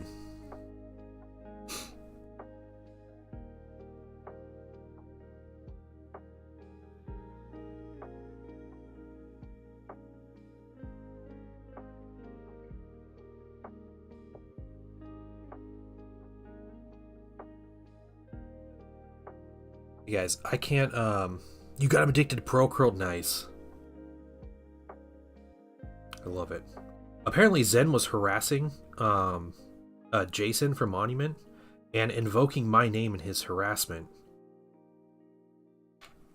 So, if I'm no longer an affiliate with Monument, you guys know who to blame.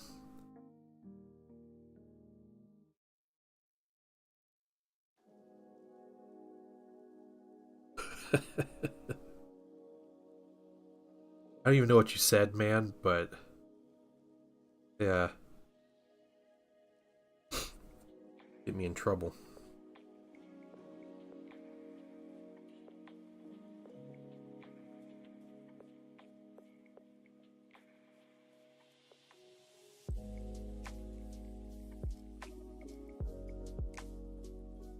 It was my viewers that got me to that affiliate status by begging a Monument, and it'll be my viewers that drag me right out of it by harassing Monument. The painting Daddy-O.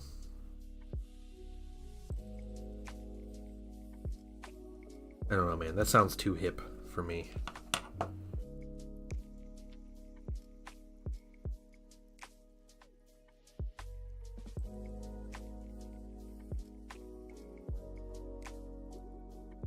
I think he's taunting us.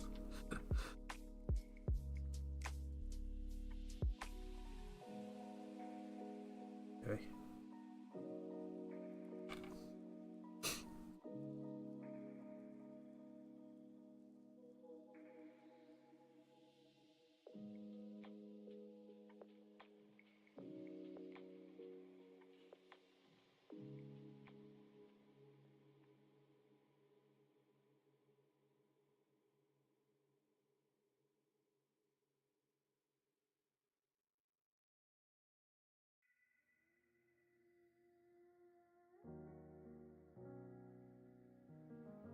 Alright, next pieces. These are, what is this guy called? Kadra Fireblade. That's who he is. Got 3 of these I'm assembling. Welcome back, Gosu. Oh man, you missed some good stuff, Gosu. We're just gonna tell everybody about it. I said we're not going to, but I think we just are.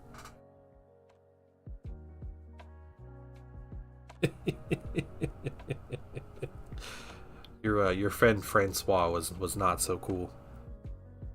He will not be back.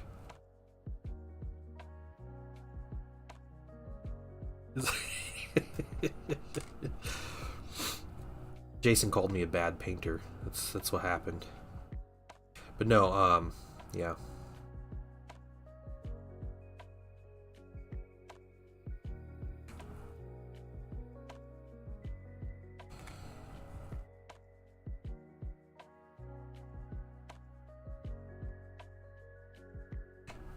I think no, oh man, it went kind of off the wall. You might be able to scroll up and still see the chat. You might be able to. That's funny too, coming from Jason. When it's like you own a miniature paint company and your goal is to sell more paint, and like complaining that using a color of paint is a crutch is kind of funny.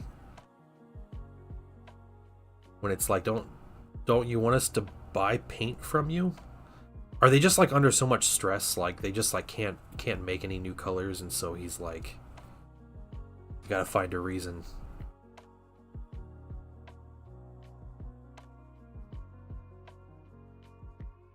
How dare these painters want more colors? I mean, in that sense, like, shouldn't they just be selling like red, blue, yellow, black, and white?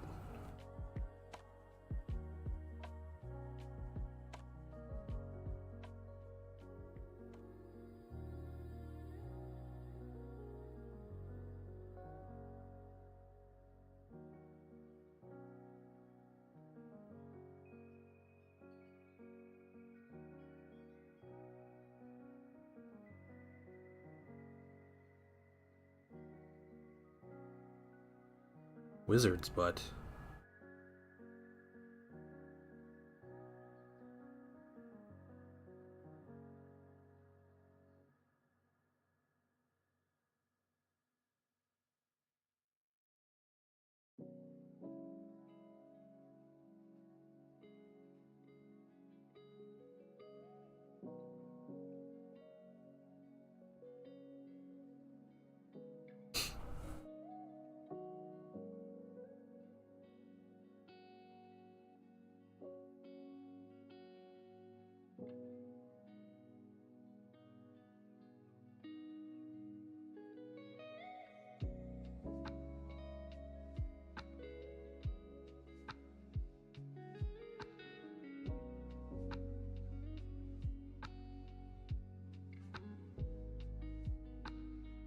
happy with the Terrorgeist. Kind of sitting off to the side. Get some basic material to dry on it.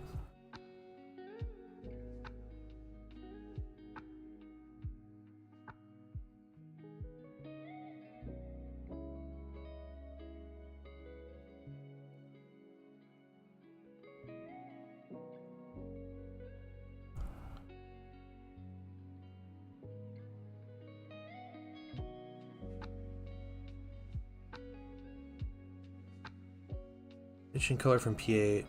Every batch will not be the same. Oh, is that something they joke about? They just make a... Okay.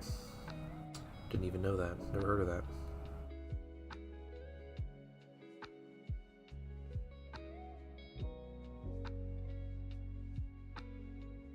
That'd be pretty funny, though. They just took, like, leftover, like, paint from, like, 8 batches and mixed it. It's always some weird shade of brown. Okay, piece 3 and 4.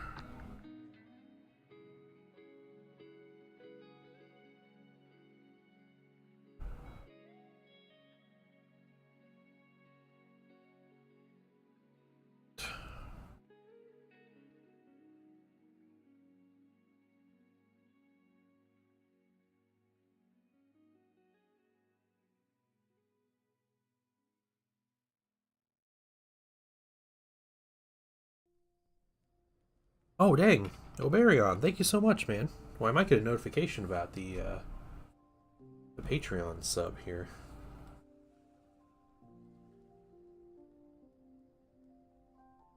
Well, thank you, Loki. I appreciate that. Or I think you were a free, you were a free member for a little bit. Just getting in. Sweet. Well, thank you very much for joining the Patreon. It really does mean a lot. And it seems like a little bit that I'm getting, but every dollar I get is every dollar I don't have to either rely on Twitch for money or you know, just supporting me and my family and all this crazy like content creation stuff. So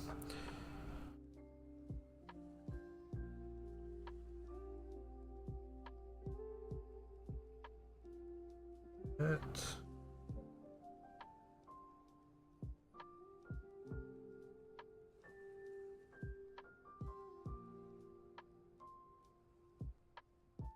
That's your personalized message I'm sending you is a hearty thank you.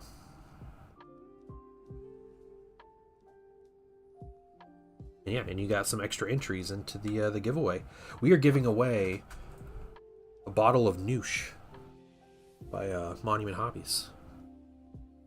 So this stuff is a lot of fun. I've had a lot of fun using it. I have some other things to use it on before I jump into like another tank or whatever, but I'm excited to keep using that stuff.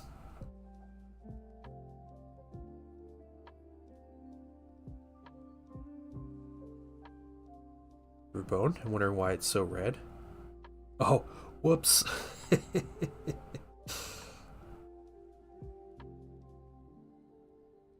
Right, bone just got a little bit of meat on it. It's all good. Okay, what's next? Piece number 6. Cape. A towel with a cape. That is a sight.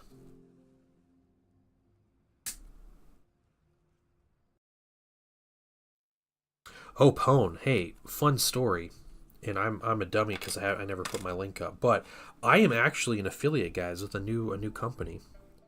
The company I think's been around as long as I have, at least. But company's called Huge Miniatures, and I'm an affiliate with them. They're actually an Ohio-based like hobby company. And my favorite thing about them, the thing I use, is their weathering pigments. So my Thousand Suns, that sand color that I use on the base kind of at the end, and I'll use it on this tank too. After I Ohio-based, I'll pass. That's fair. That's fair. Coming from old Pennsyltucky over here, but yeah, I really like their weathering pigments. So they also sell like fluorescent paint, and they have their own paint line. They sell like hobby supplies, like grass tufts and basing materials. So I am curious to try out some of the stuff If you guys try stuff out and you let me know, yeah, I'd be really curious to hear some of the other stuff gets. Their affiliate program is pretty generous also. Huge miniatures.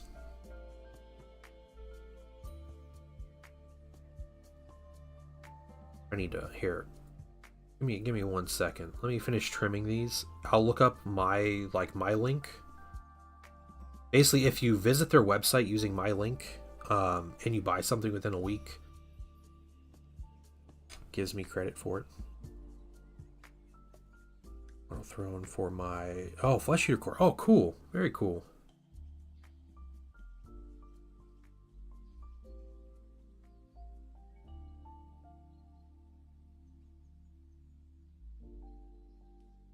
Yeah. Let me put that link up, and then if you can add that command, I appreciate that, Zen.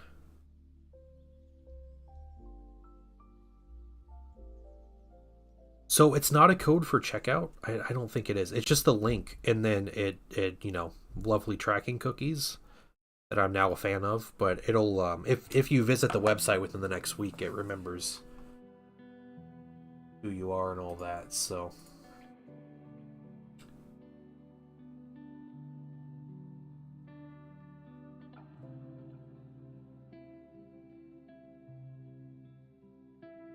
Yeah, I'm getting a link.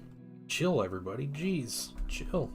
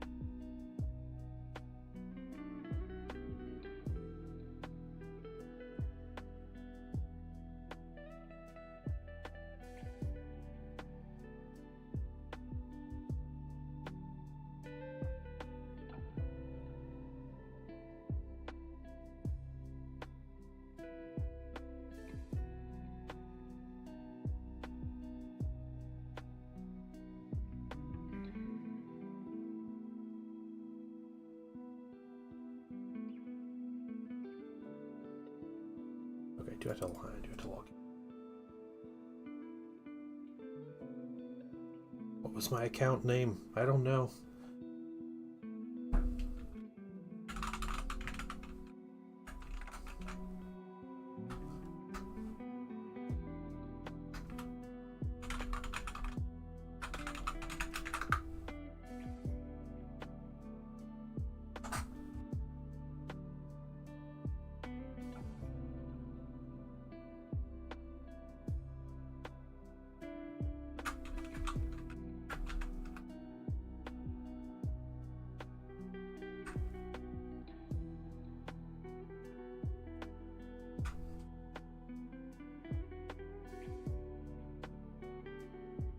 Okay, here we go. Here's the link. Boom. Pretty easy, right? Okay, that's the link.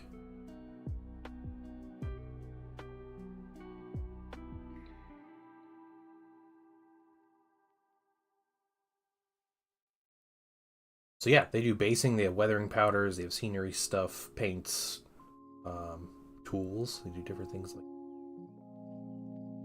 cool company. It was fun. I was chatting with the owner of the company. It was like I emailed him and kind of asked him, and I was like, hey, like you'd be interested in doing this, and I met the requirements, and it was the owner of the company emailed me back in like a day. So normally I just get ghosted, or the company tells me they watched my stream and they're like, nah.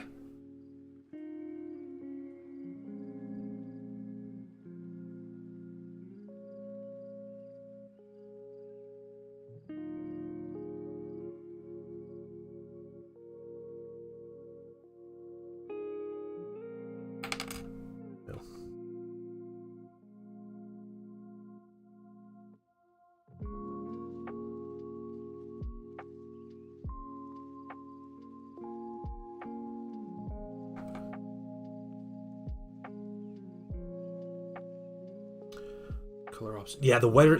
See, that was the thing that got me Zombie Bunny was they had the best looking weathering powders. So when I was shopping around for weathering powders, that was what I ended up like. I ended up choosing them just because they had the best colors. I don't know if the color shift paints are metallic or not. Does it say? I haven't tried their color shift paints.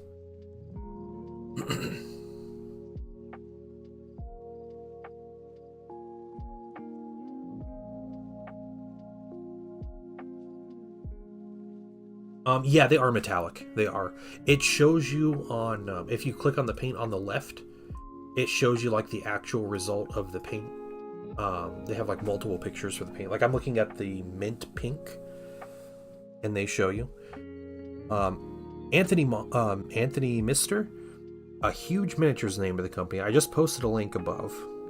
It is actually my affiliate link with them.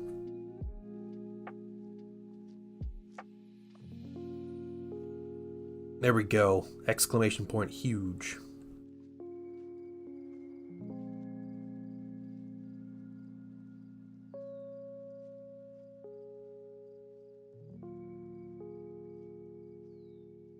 And what's cool about their affiliate program? Yeah, I don't know if it's possible to do without a metallic. Yeah. Disability gets approved this millennium. I can get some. That'd be fair, Zombie Bunny. All right. So I am building Tau right now. Yes, I am, Cody.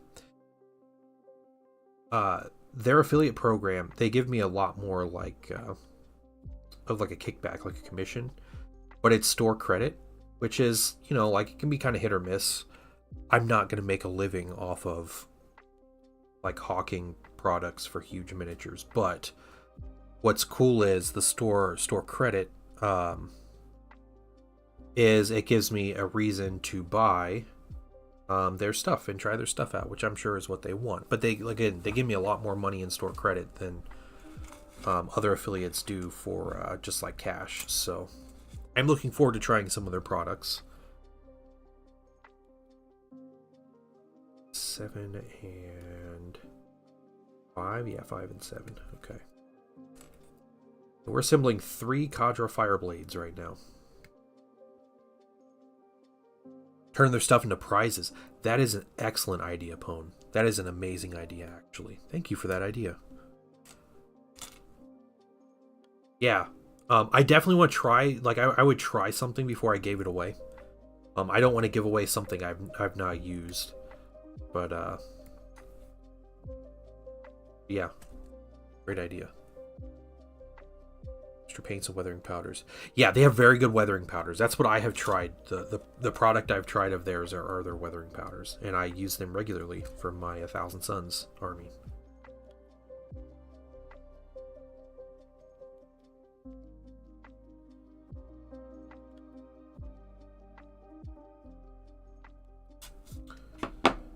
Okay, rifle and knife. Oh, cool. Yeah, like I said, it was about a year ago now or so. I decided I wanted a weathering powder for my 1,000 Suns, so I was doing some research and I eventually like landed on a huge miniature. I think I found them on Amazon or something. Like, okay, it's an interesting brand I've never heard of, and so I had the color I wanted, which was their like sand color. It was just perfect for the actual kind of weathering I wanted to do.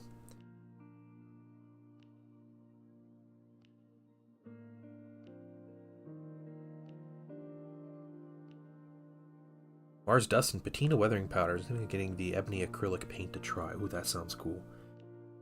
Yeah, if you're buying paint, or if you buy something from them and you try it out, let me know, because I am very curious and I am excited to try out more of their products too.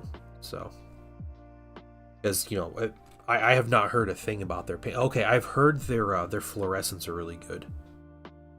I think it was Jamie Daggers I was talking to mentioned that they have really good fluorescents.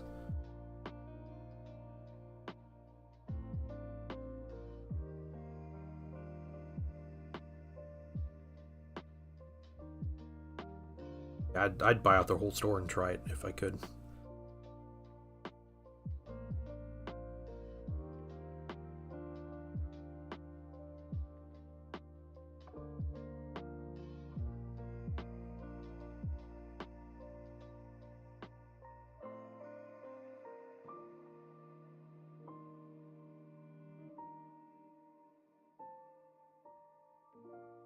Mr. Texture Paste to make graham cracker cookie base for candy themed Oreo building and painting.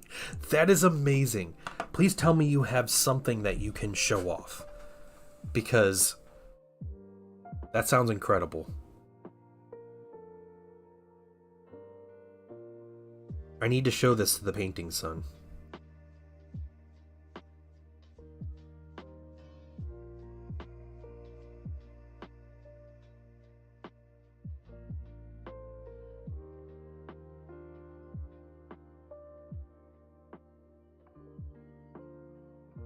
We'll get some basic material. Nice. All right. Well, guys, I appreciate you supporting me in this way, but I think they have some good stuff. And again, I'm curious to hear the products I haven't tried, how they work. Yeah, basing texture is always something I'm looking for, because I have a lot of the Vallejo stuff. It's starting to get to a point where it's kind of drying out, but also I hate the colors on the Vallejo texture paste. And I haven't tried the monument stuff yet, so. Okay, sweet. I want to see this themed army.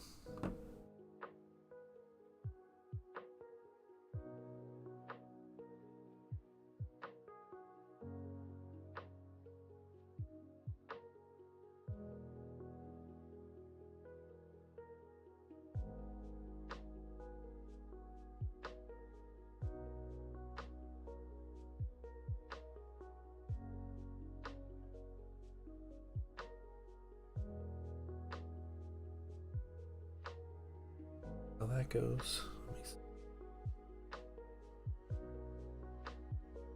Looks like it. Stand them up. Sits a little better. These parts have all been pretty good. You have two of them. Okay.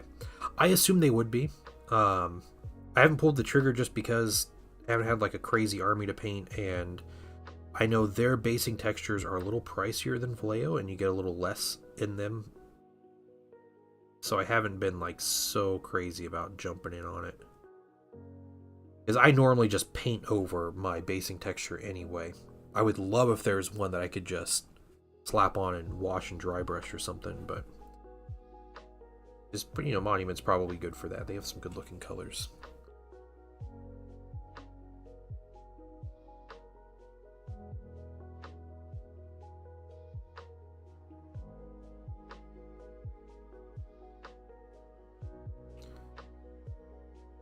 Okay, let's get this base out.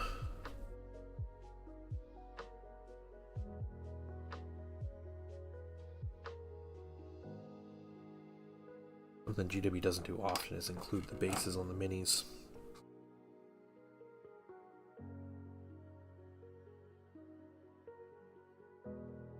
This will be fun to paint, though. It's interesting having 3 of these minis to paint with the group. I might have to find a way to add a little variety to them, whether that's different detail, like white accents or something, but slightly different skin tones. I don't know. We'll have to find a way to separate them out a little bit. I would say different color capes. That's probably the easiest one, because they all 3 have a big cloak cape kind of thing. Like a white, a red, and a black or something.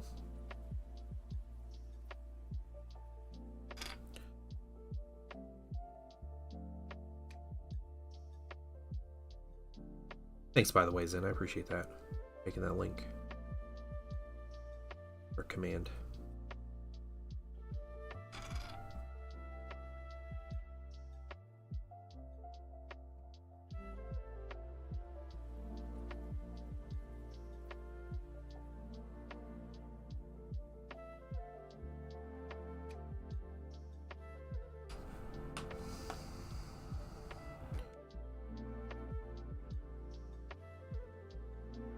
don't have to go on the base a pretty specific way.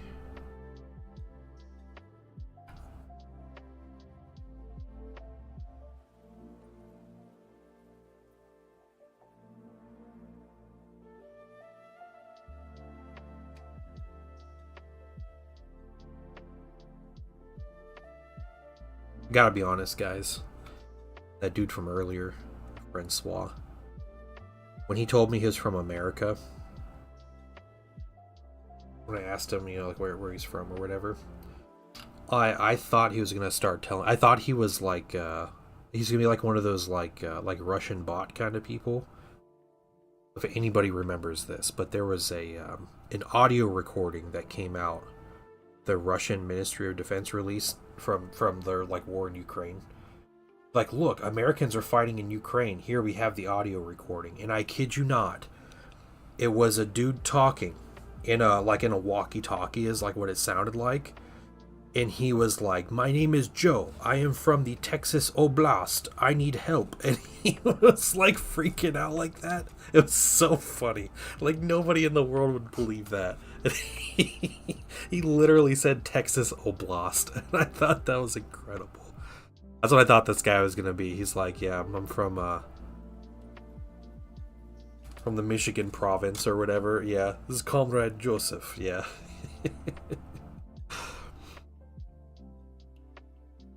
Like, see, Americans are fighting in Ukraine.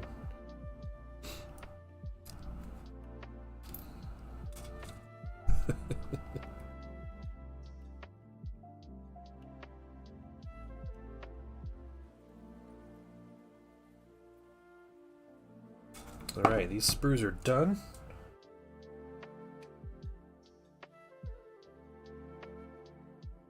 Pile of sprues here, but we're putting these together pretty fast. We do Farsight next? Do Farsight or Shadow Sun? What do you guys say?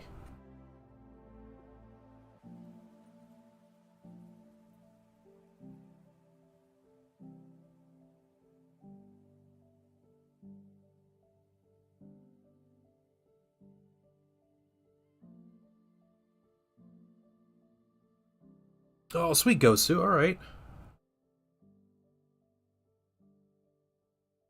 I'll check it here in a minute. Let's see if I got an email or something about it. Man, I appreciate it, guys. Cool company. I'm not like an affiliate with a lot of companies, but I feel like this one has some cool stuff, and you know, it's a small business.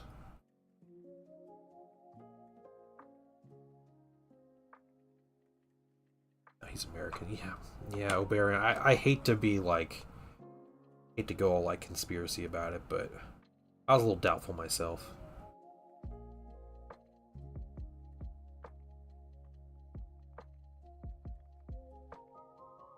Which was $80 to get free shipping. Oh yeah, that's kind of a bit. Yeah.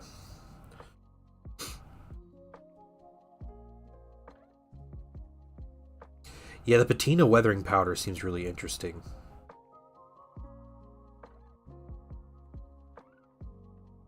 I was looking at that one, I was like, man, I bet this could be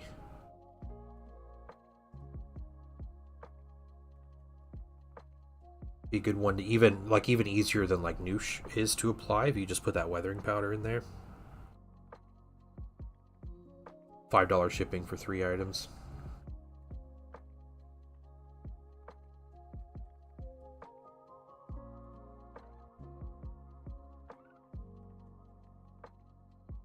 I know, yeah.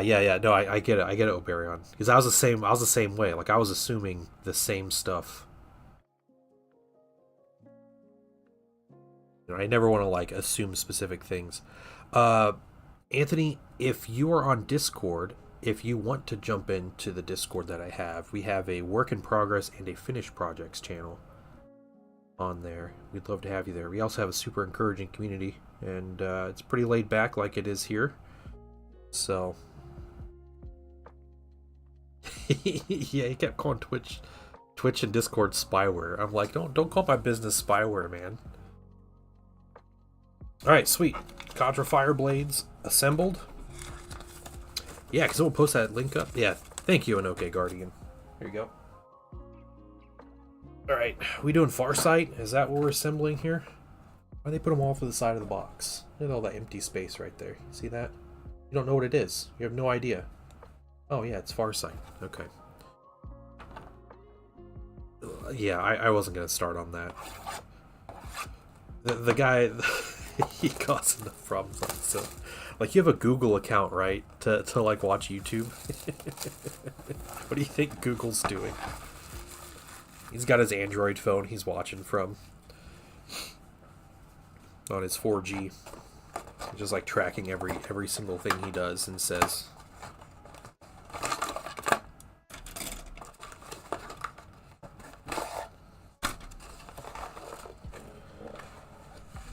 Watching from his bunker in Siberia, yeah. Still being tracked by Google, though.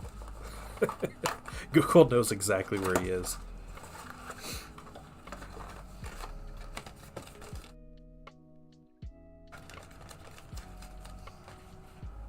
And there's a joke somewhere about not having a flushable toilet in Siberia, but anyway, let's assemble Commander Farsight.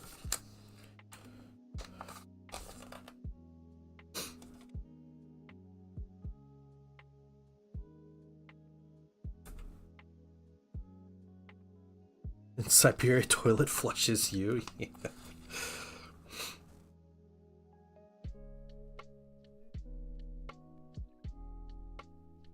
And, you know, like any normal miniature, we start by clipping out piece number 3, 4, and 5.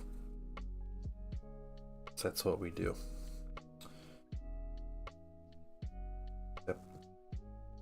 3 is on a different sprue from 4 and 5. Okay, cool. Hey, look, I got cherry blossoms. That's fun. It's the woke mob right there, putting cherry blossoms on the sprue. DEI James Workshop. I really should stop. It's the jokes just write themselves, though. I don't know. Let's. All right. What do we got here? We got cookie themed army. That's a zombie. That's Aslan Grant zombies. Ooh, minis though. Candy Crots. Oh my God. He's got the candy cane spear. That's incredible. Also super adorable, but that's hilarious.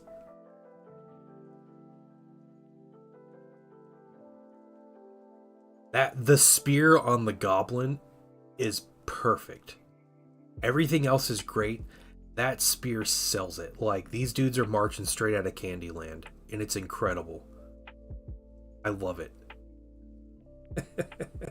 That's so great.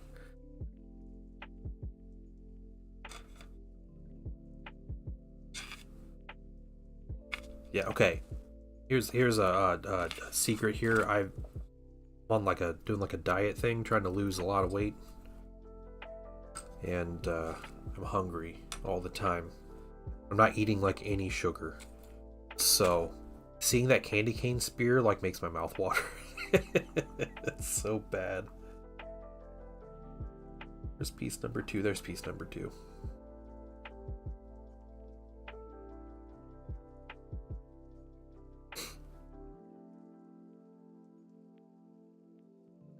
It's like, man, I could go for a candy cane right now.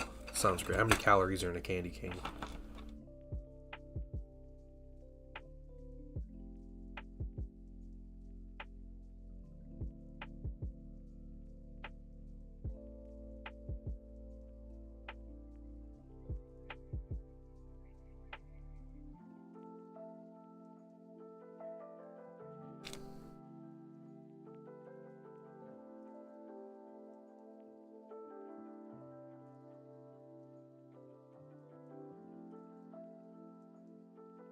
Trying to just a little bit of weight. But I'm also like, if I'm like committing to something, like I have to commit to it. I can't just do it like halfway, or I'll just like, my brain will just make excuses on how to like work around things. So for me, it's like all or nothing. Carry the army around in snack bags. Anthony, I think you're my new hero. That is just so great.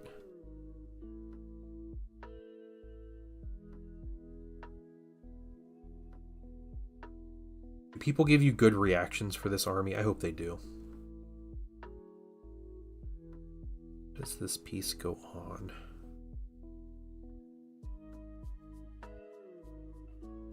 Oh yeah, that's it.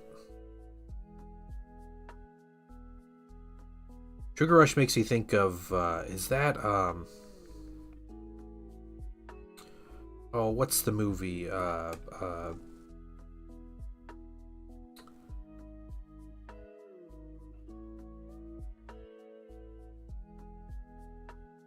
Wreck-It Ralph, that's what it is. I was like Angry something. What's his name? Yeah, Wreck-It Ralph. Yeah.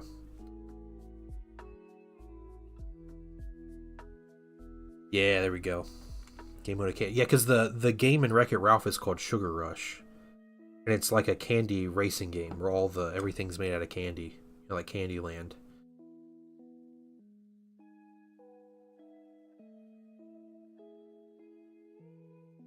Yeah. Oh, great idea. Seriously, that's fantastic. One of these days, like 10 years from now, I'll have like 15 armies. I won't have any room for anything, but I want to start a new army, and I'll just have a fun idea like that. Like I make my Drukari as like Santa's helpers or something, like Santa's elves.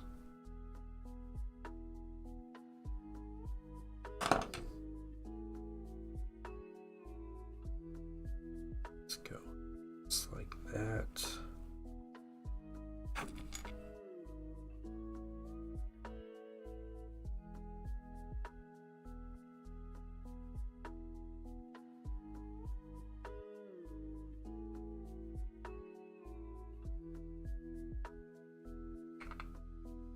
Okay, piece number 6. There's piece number 6.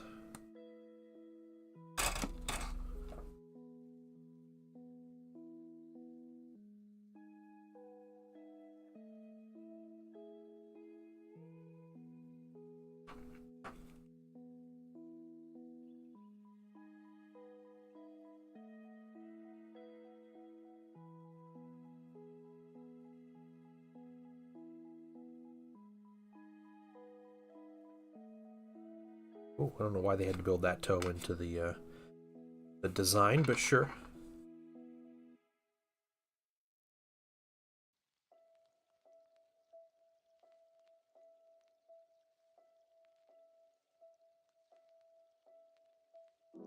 This go in.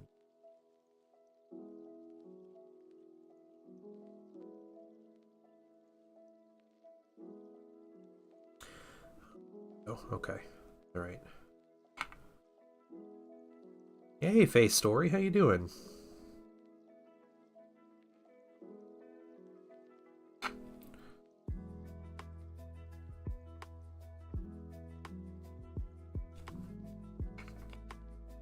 Okay, next leg. 9, 10, and 11. So I've not seen... No, we did do pieces 1 and 2. Sorry, we did.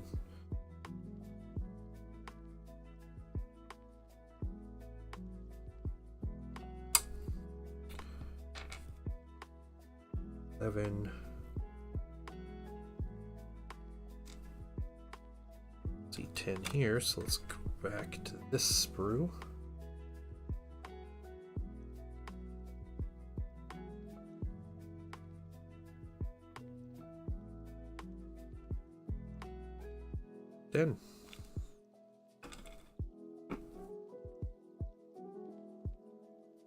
Good. It's humid today? Yeah.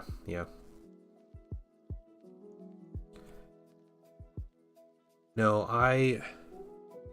I'm doing great. Yeah, doing really well. Got the 3D printer, which Zen, I don't know if you're still chilling. I have your second bust printed. It's sitting on the printer finished right now. It looked like it turned out well though, but I haven't got a good look at it. I haven't cleaned it up yet.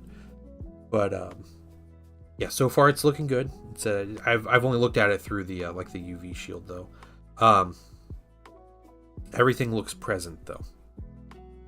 Just 2 pieces that I printed it in.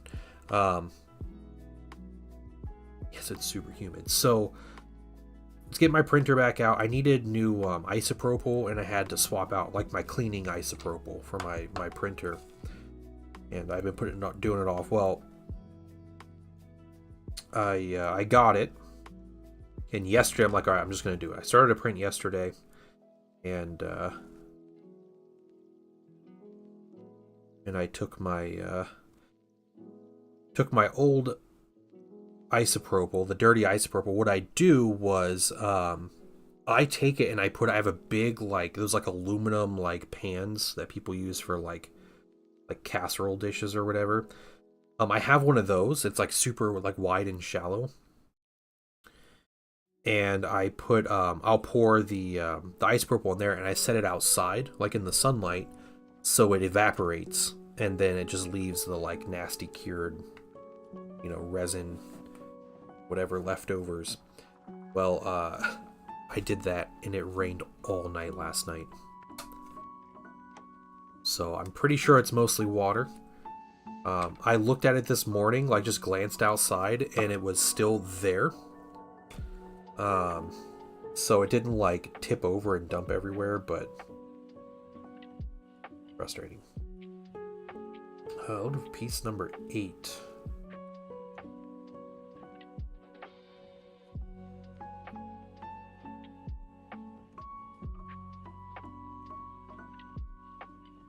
Back on this sprue.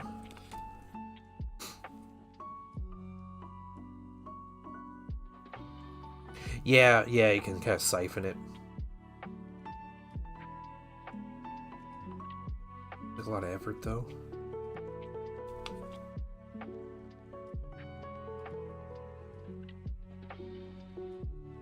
Okay, I can't find this piece.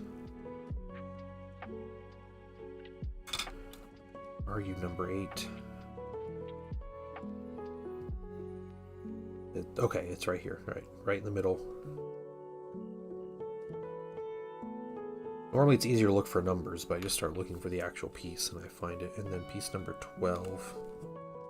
It's 12 on this sprue. No, so his little toe, yep.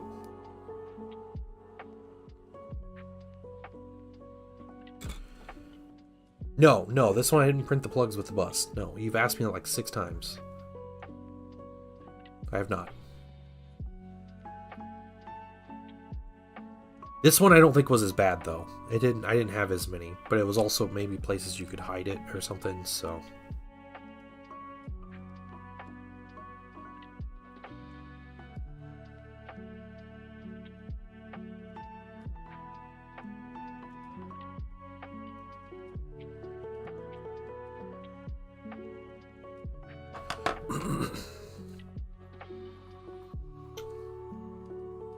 Okay, right there, yeah.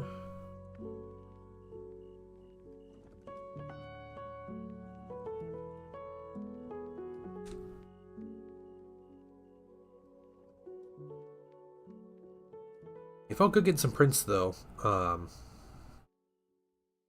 Yeah, I have like 6 or 7 prints I want to do. Finish before the end of the week.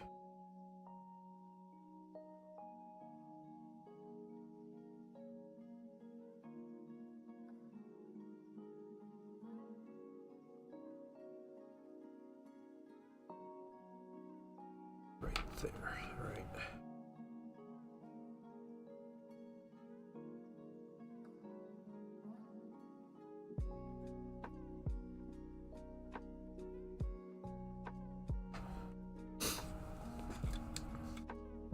All right, piece number 13. Hold on, what does the exclamation point mean?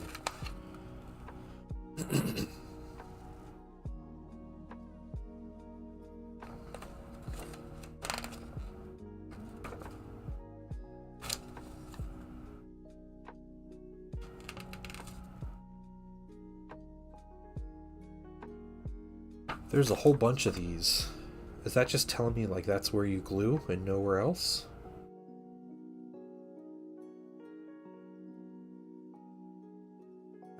It doesn't tell me. It says red exclamation point. Read this first.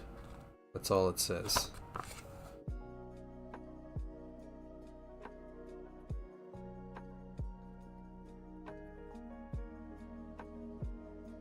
Looks like it just tell me where they line up. So if I take piece number 13, that's 14, which I'll need in a minute, but 13 is what I'm looking for now. 13.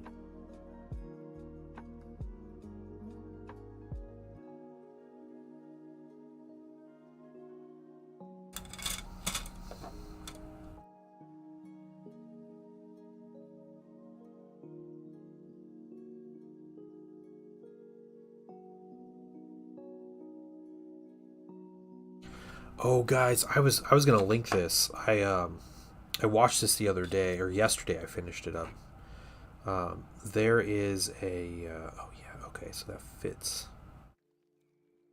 It's like right in there like that. Okay. A battle report for 30K. If you guys are interested at all in watching Horus Heresy battle reports, a guy called Winters SEO. And he did a battle, they posted it, I think it was yesterday or the day before they posted it. It was a Imperialis militia versus Raven Guard. And the militia player had maybe 400 minis, all completely painted on the board. Like, he deployed his army, and he had like 45 or 60 cav or something like that. And the cav get a scout move, but you have to deploy him, then after all you're deploying you scout move. They let him just scout move them first because his army filled up his entire deployment zone. Like, there was no space, and that was without the cav. And he kept one cav in reserve or something, I think. And that was a, 6 feet by 1 feet by 1 foot deployment zone.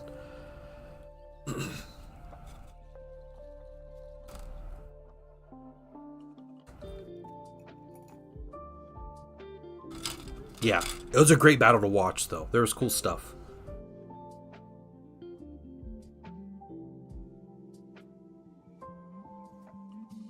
Yeah, it was funny. He was eating militia units, but it was just like, so what? Like the worst outcome is I don't fail my morale or whatever, and I stay in combat. He was just lighting up units with las guns and stuff. It was great. Yeah, he's just like, okay, yeah, this levy squad will shoot. They get 100 shots, because they're in rapid fire range. All right, they killed three Marines. All right, doesn't seem fair, but okay. Next unit get 100 shots. They kill 3 more Marines. Next shot, and like they do that, and then by the time you're done, it's like, oh, the Marine squad is dead, and that's it. Like, it's crazy. He has a bunch of artillery, but fully painted, incredible looking, like Death Corps of Krieg army. Using them as Imperialis militia. Yeah, he probably fired 1,000 shots a turn. Yeah, great battle to watch, though. I will say the very start of the video is jarring because just a close-up of Winter's face, and he's talking to the camera. I had to fast forward through that or skip it. It's like, I don't know why you're doing close-up selfies like an old man, but...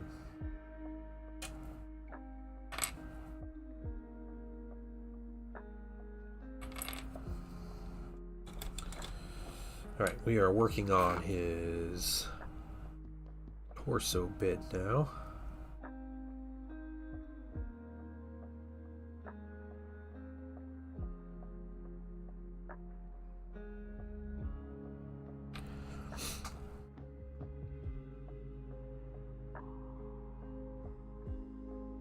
Yeah, and a lot of the squads from the militia, when they die, they have a chance of coming back. Like on a 4-up, they come back on the battlefield. So he had units coming back after being wiped out. Just 50 militia in a squad, and they get wiped out in 1 round of shooting. Or 1 Space Marine will charge a squad of militia. He'll kill 3 dudes, not die in return. They fail morale, and he sweeps them and kills the whole unit because they ran from him. Just crazy stuff like that happening. was great.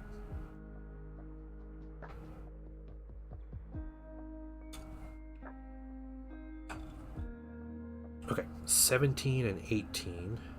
32, here's 18.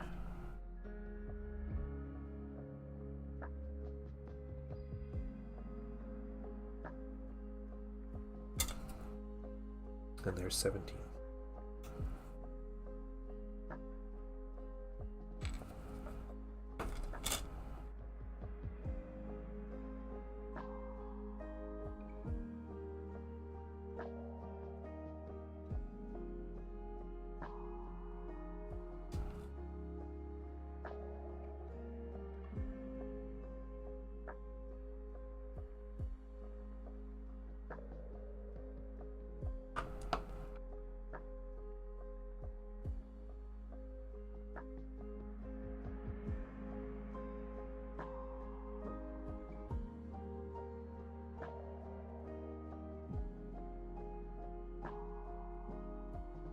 I played against a guy who played Militia once, and you know, he didn't have 400 minis on the table, but I think what he tried to do was like give his, you know, his models a bit of an extra boost, like making them a little more elite or have a little better weapons, better armor, that kind of stuff. And I don't think it worked. Like, stuff still dies super fast. You just don't have as much to throw. Okay, 19 and 20.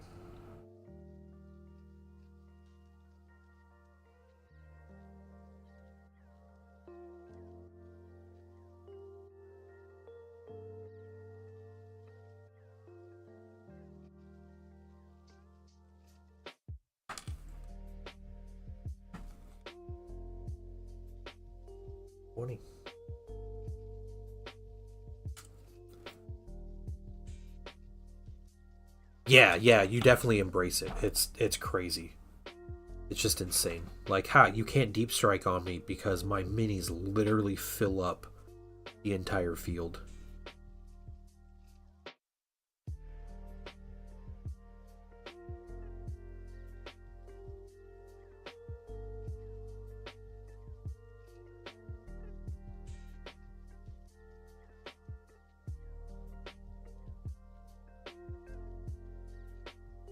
Can't imagine how long that game took, though. Had to be miserable.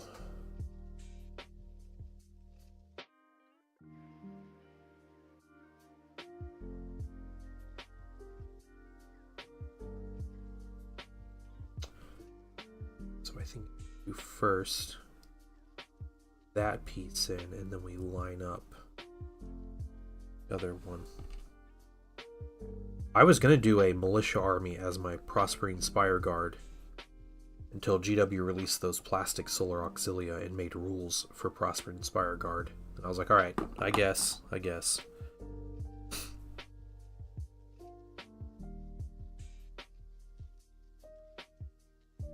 Yeah, the Imperialis militia definitely play out Tyranid should. Like, even the tanks for the militia are kind of trash. Like, they die really easy, but they can put out some damage. So you end up with like a situation where, like, Nid monsters kind of seem like they go down pretty fast, like a Carnifex, even though it's like super strong, it can like blow up a tank and stuff. But that kind of works. Like, there's a bit of a glass cannon aspect with having a giant monster. That's how the militia work. You can't glancing hit their vehicles. You can only penetrate the armor. So if you get a glancing hit, it just gets upgraded to a pin. But they also don't give you points for killing them. Or normally you'd be looking for like victory points for doing that kind of thing.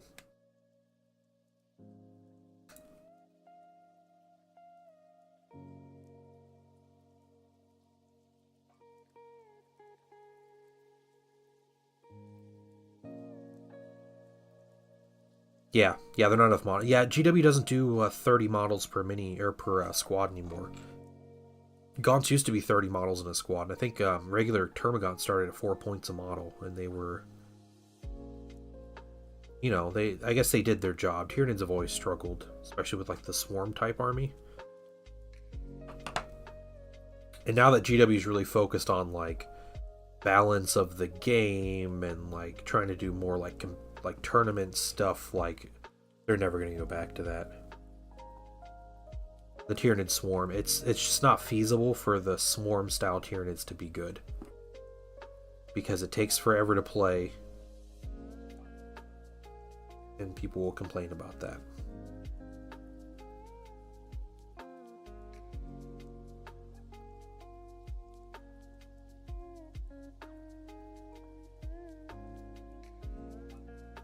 Cool. These little things. Are his arms like suspended? I wonder. No, not quite. Okay, that's strange. It's really strange. All right, 23. We got this big fin.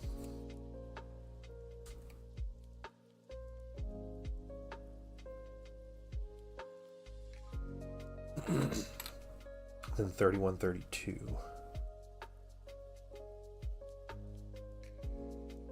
Smaller sprue. It's 32.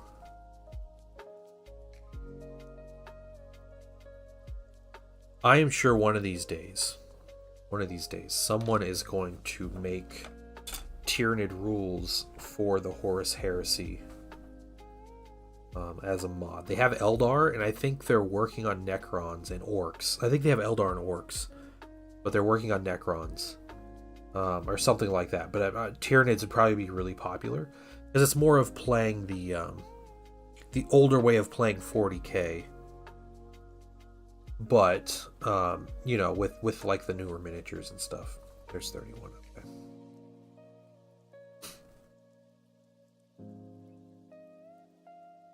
Picked up your first Space Marine squad to start the hobby.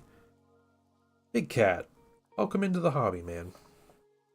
And I am honored that you would choose to hang out in my stream. We just relax and we paint. That's or I guess assemble minis. That's what I do. So if that's something that you can, you know, listen in and hang out while you hobby, then you know I'm very pleased that we can bring that kind of environment. Hang out, talk about hobby stuff, talk about games, movies, I don't know. Whatever random thing we end up talking about. We do a release Great Crusade version of Heresy against the Xenos. That'd be cool. Yeah. That'd be way down the line, though. You know, they're going to do like a Siege of Terra supplement, and they got to do like all kinds of other stuff first, right? How does this... Okay, it fits in just like that. I mean, I'm excited for all of that. I love having Heresy, Horus Heresy content. I like the game. I'm kind of sad that the Siege of Talorn is a Imperialis supplement, but it's alright.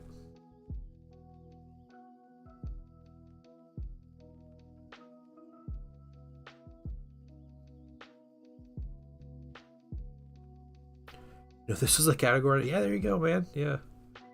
It's kind of janky, but this is, you know, I will say, if you're familiar with Twitch, what you'll notice about the Warhammer channel is it is super upbeat and very positive. People are always very helpful. Maybe not, I won't say always. I don't want to generalize too much, but this is probably one of the nicest places on Twitch that you'll find. Just like friendly and, you know, like streamers all seem to get along really well and everything. So I probably wouldn't be doing this very long if this was as toxic as some other parts of the internet in general. But Twitch can have some of its moments too. Iron Warriors get some 30k. No, they're not Imperial Fists or Sons of Horus. So. That would be a perfect time to do some Iron Warriors stuff, right? Shark fin.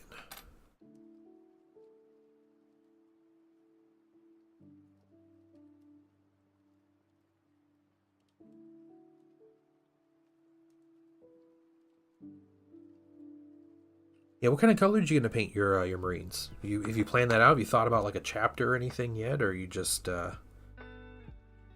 kind of getting into the initial bits and not quite sure? Either way is okay. You don't have to have everything figured out.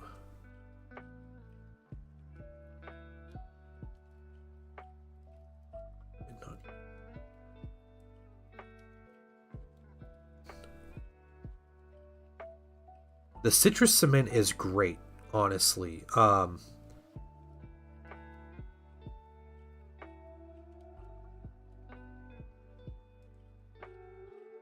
don't know how this guy fits on here, but yeah, I'm using non-toxic plastic cement, and I've been very happy with it. My only complaint is it's not like a liquid, like okay, well, like he kind of snaps in. Oh no. Okay, we good? We good. Snaps in there. It's crazy. Yeah, it's not a liquid like the Tamiya Extra Thin, but I'm also not dying after using it for hours on end, like I would do with the Tamiya. So, oh, there we go. All right. Best chapter, Ultramarines, or the actual whatever. Well, yeah, I mean, Blood Angels are about to get a bunch of new stuff, but yeah. I'm the worst person in the category. Evil laughs and chokes. Yeah.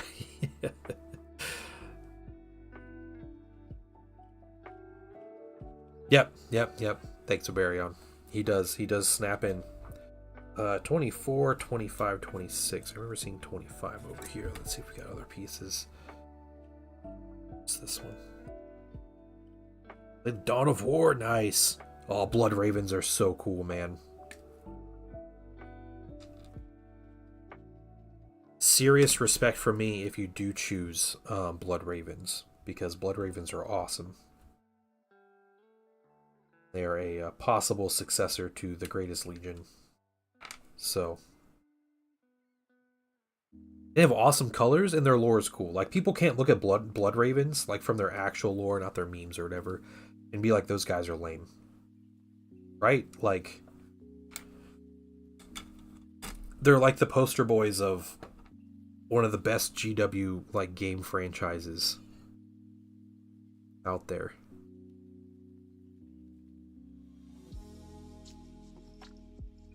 Can't hate that.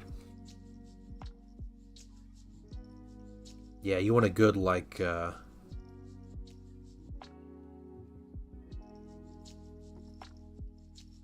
yeah, good deep red and a good, like a bone ivory color. Minotaurs and Silver Skull. Yeah, they're just Iron Warriors. That's all they are. I know what you're doing.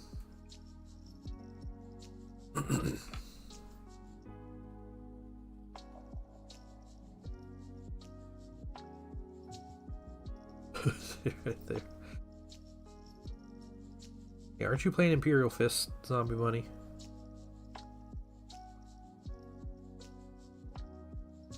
Make all the excuses you want about how it's for a league and everybody else is playing. Yeah, not by choice. Yeah. How many other legions did you have to choose from?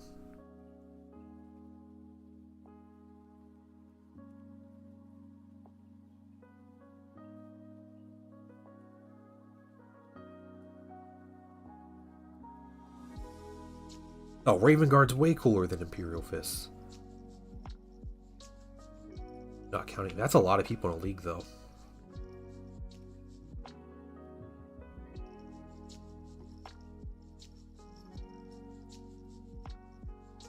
$27. Holy cow. Raven Guard would be my choice of a Loyalist Legion. That'd be my first pick.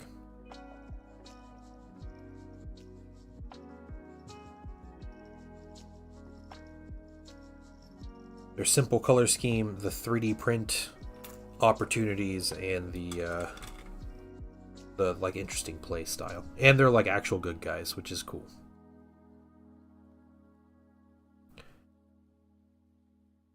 Chapters get to experience the glory of Rabute Gilliman storming into battle. Sight to behold. All right. Listen, man. I have an Ultramarines army and like Ultramarines, but let's not get too crazy here. RG and all. Yeah, that's all you need. Yeah, it's RG and all. That's the one. The one username I remember on cults. Well, that and Emang. But Emang is like currently being sued like to death by GW right now. I was a free member on his Patreon and I get emails from him. It's kind of sad, but it's like also like you kind of did this yourself, where he's like begging people to give him money because the lawsuit is like crippling him. I was like, dude, you were making exact copies of GW Minis and promoting them as exact copies of GW Minis. Yeah, he really did. He really did. And now what you see is you see people getting on cults, and they'll put up an STL, and it's like, yeah, this miniature from Emang. Like, dude, they're probably going after him so hard because, yeah, but you can find his minis for free every once in a while. People post it up and it gets taken down the next day or something. But yeah, Killa Cam, how you doing, dude? How you doing? I watched Smurfs fight Gargamel. I'm not impressed.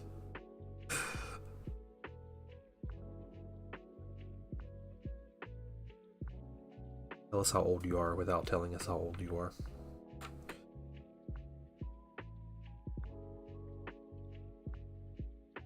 Alright, there's like the tiniest little...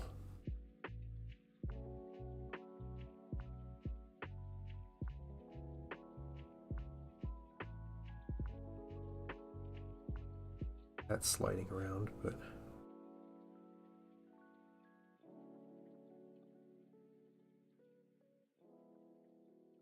They make these things like snap in too? Oh, that's so weird.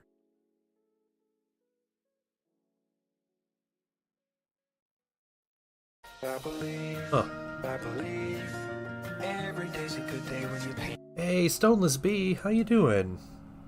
Welcome. I have not heard from Big Papa in a while. And Ghost, you have a great one. Yeah, and I'll see you tomorrow too. Thanks for coming to hang out. Yes, this is Farsight. Yep. In his very wide-legged stance.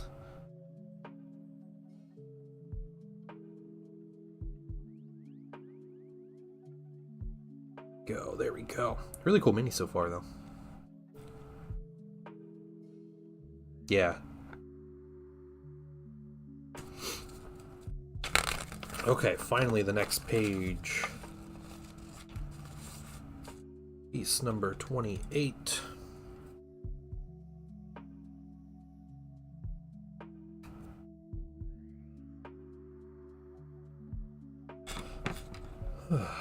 Yeah, we kind of finished up the Terrorgeist. I'm happy with them. And like the more things kind of dry out, the more I like it too. He's kind of sitting though because he's covered in basing material and it's like heaped on there and it's gonna fall off if I pick him up. So yeah, the rosebush eating deer got Big Papa. I hope he's doing all right though. Yeah, I see him maybe. It's like every couple weeks he pops in. Says hi. I think he might just be super busy. Being an adult is too busy. No one told me it was going to be so busy, and I kind of hate it. This arm will go.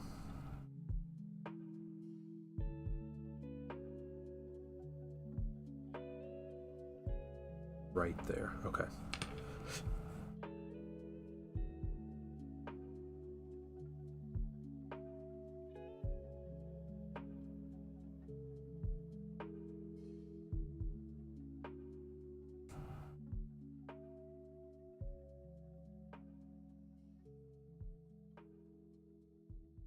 Yeah, his arms are like suspended from his body. You can see it right there. You guys see the gap right here? Like I can stick my knife all the way through there. That's strange. Yeah, probably just living life, yeah. Just doing his thing. I miss the guy, but you know, he's got important things to do. Everything in life is more important than sitting in my stream, so.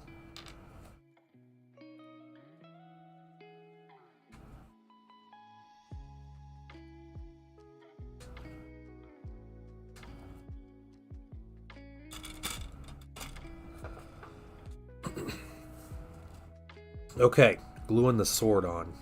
This epic, totally not a Chaos Blade. See, so yeah, heresy, I know. Arkini, how you doing? Welcome to the stream.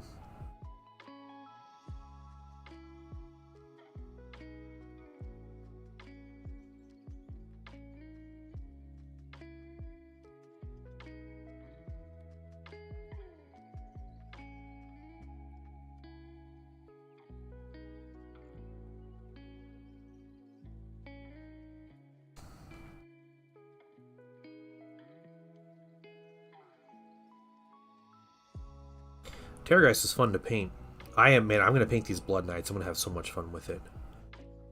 But I have a lot of stuff to do on lunch break at work. Nice, very nice. Hopefully you get a nice long lunch break, as I'm sure you deserve, because breaks are not long enough. I mean, let that dry for a few minutes. I don't think I can.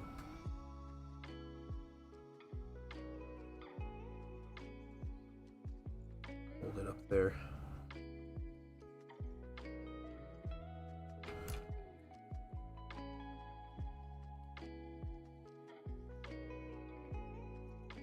I've decided if someone starts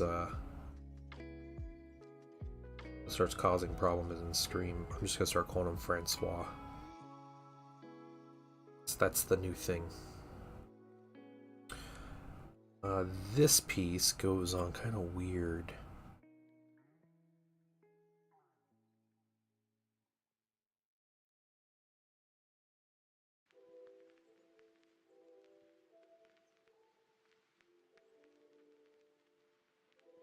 Yeah, yeah. Alright, Francois, calm down. Yep, I'm gonna do it. It's gonna happen.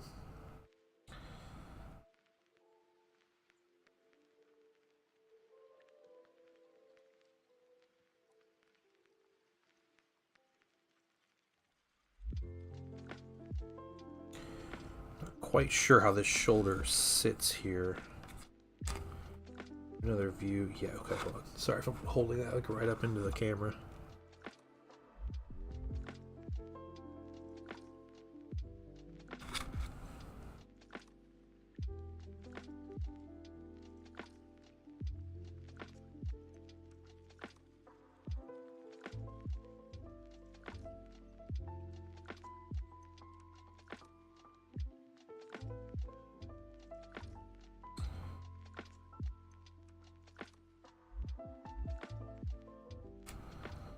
Okay, we're gonna have to put that shoulder pad on later because things are falling down. No, no arm.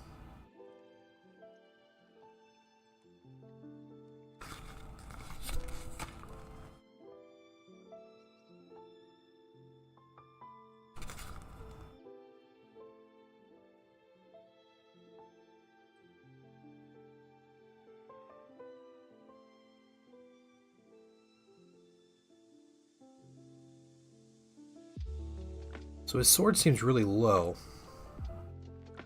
but it's sitting how it's supposed to. But we'll move this up a little bit.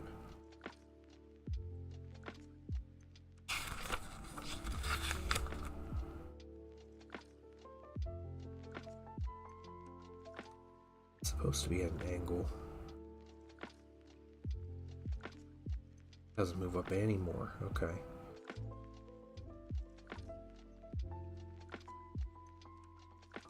Go.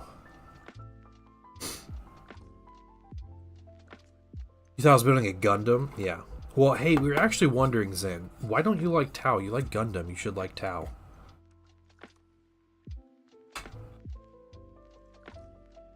You like totally your thing.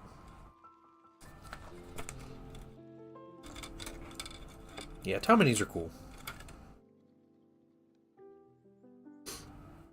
Grimdark Gundams.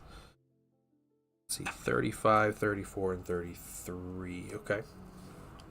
They're cooler than Fishdoms. I don't know. I don't know about that.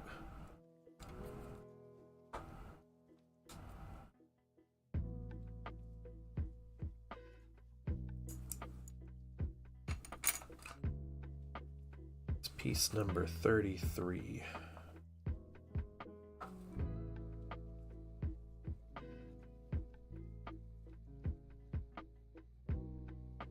Tao, is that the faction? Yes, Arkini. Are you familiar with 40K? The faction we are assembling right now. And I'll show you another. I got another box here. This is another.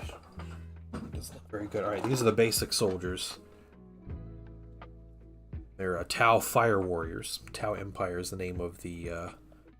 No, there are no dumb questions, man. There are no dumb questions. But basic soldiers, and then we're assembling currently this very famous dude called Commander Farsight, and this is what his mini.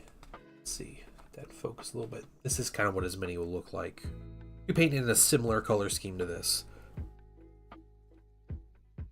Very like Japanese mecha inspired with the even like the little cherry blossoms and the all this stuff is kind of there.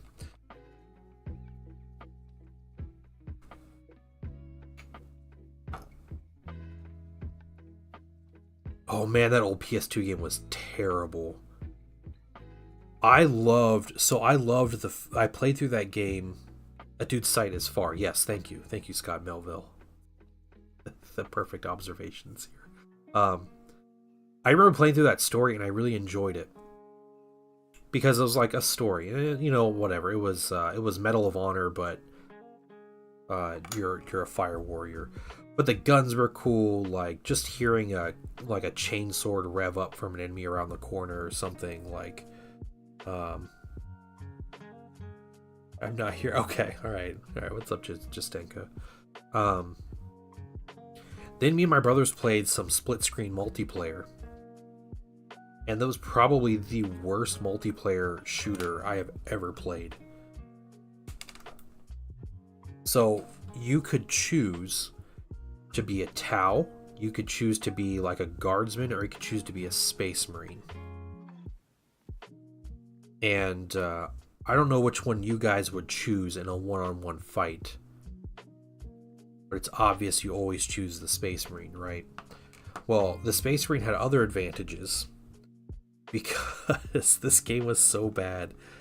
The hitboxes on the actual models, like the actual units that you chose, the people that you chose, the hitboxes were all the same. But a Tau was shorter than a human, and a Space Marine was way taller than either of them. But they all had the same hitbox. So it was all based on the human hitbox too. So, hitting a human in the head, you'd hit him in the head. Hitting the Tau in the head, you'd hit him in the chest. Hitting the Space Marine in the head would completely miss the Space Marine. But if you hit the Space Marine like mid-torso, it counted as a headshot and you'd kill him super quick. Or if you shot above the Tau's head, you would hit them and it would be a headshot. Because nobody cared to make separate hitboxes.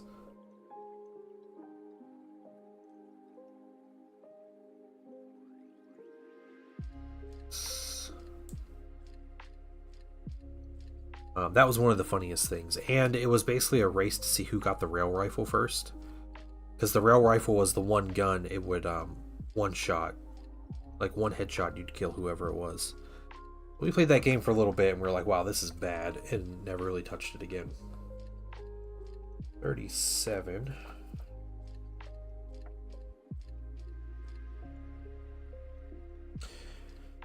Good online friends plays 40K and some distant cousins. Really don't know anything about it. Just started getting into it today. Oh, well, cool. Well, welcome. It is a very deep and vast, universe. But as far as a game, it's kind of what you make of it if you're playing a game or getting into the hobby. Yeah, the rail rifle was like the golden gun, but it was semi-automatic.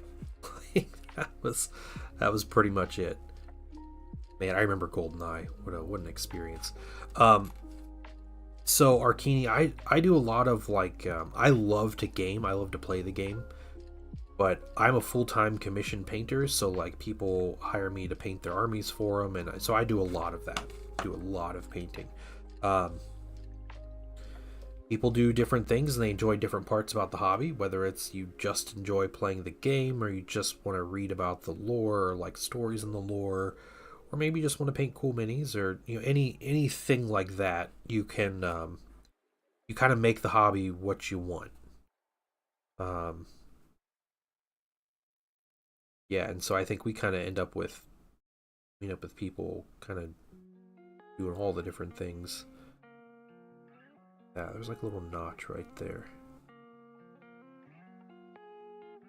So we'll do, let's get this other one out here.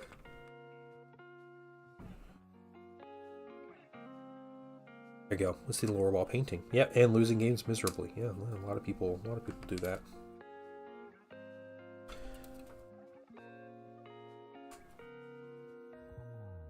Yeah, I mean, a lot of people just, they like 40k and they like the 40k video games or just Warhammer related stuff anyway. A ton of different ways to do what you want to do.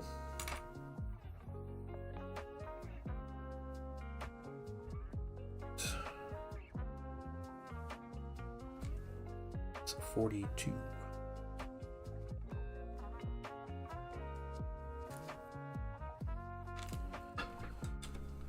I paint a lot of minis.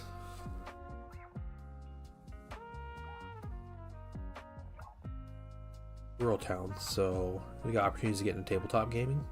Yeah, it's fair. You know, if you want to play games, the best way to start that, especially if you live in like a rural area and you don't have like a lot of like good stores, like big community around you, best place to look it up, if you have Steam and a PC, there's a game on there called Tabletop Simulator. And people mod Tabletop Simulator, and you can play full games of 40k. With just owning Tabletop Simulator, you don't have to pay another dime for anything. The game retails for $20. It is on sale every month for $10.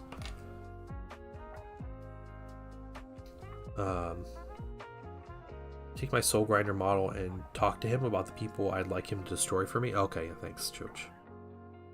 Choach is the weird internet person here, so.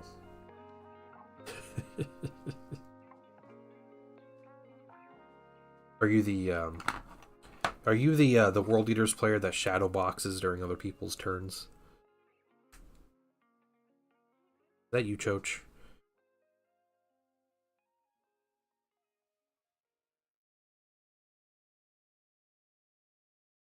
I just hate my boss. It's fair.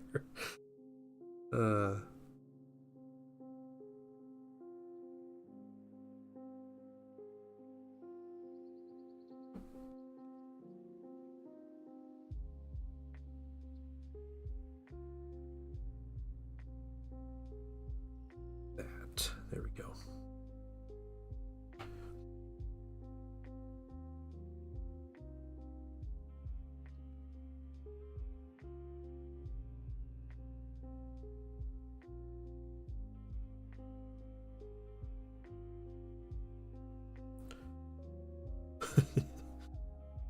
Join the club.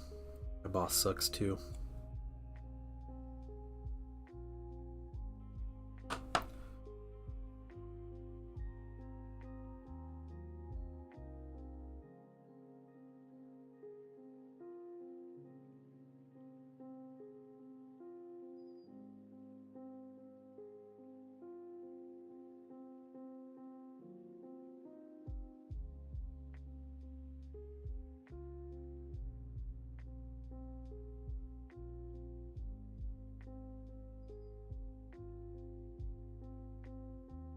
Okay, we got those two things built. Let's wait to put those on, because now we're just on the basing, and I think we're done at that point.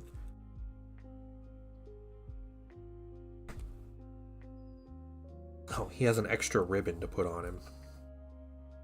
That's what we need. Then we'll build the base.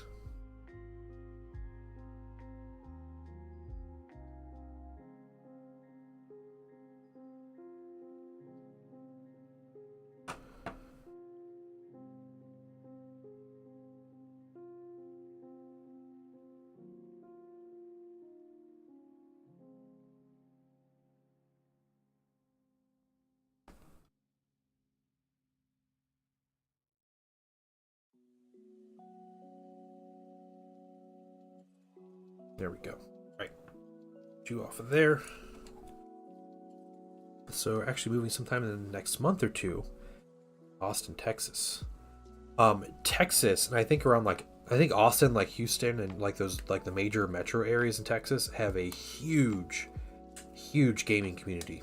So I don't think you will have any trouble finding people to play a game with.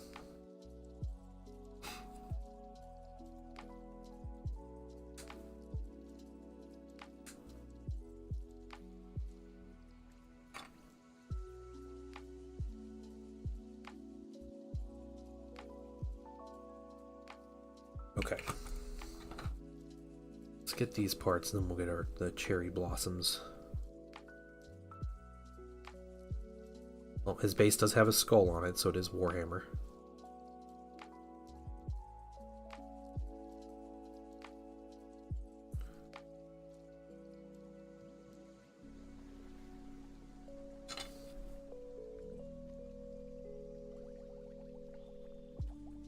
Do you guys remember a big terrain set type thing that GW made called the Realm of Battle board? Anybody remember that? It was always like my dream to have one of those.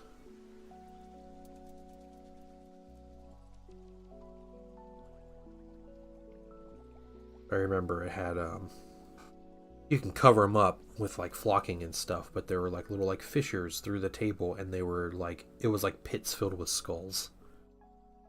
Because at that moment everyone was like, GW can't do anything if it doesn't have skulls in it.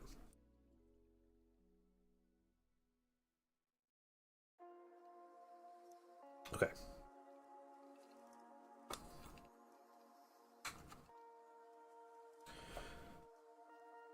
So we put this stone base, we kind of center it there.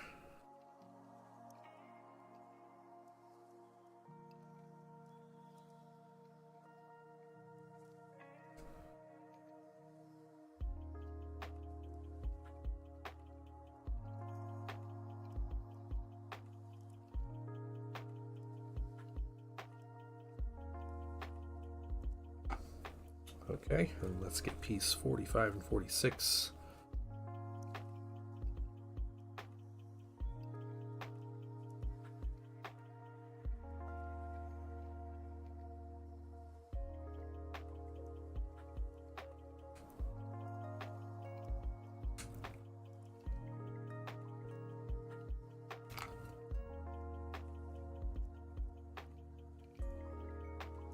Personal. This one is a commission. Yep. I finished up a personal mini earlier today, and I'm just kind of starting on this. Bunch of Tau-like characters and a squad of troops.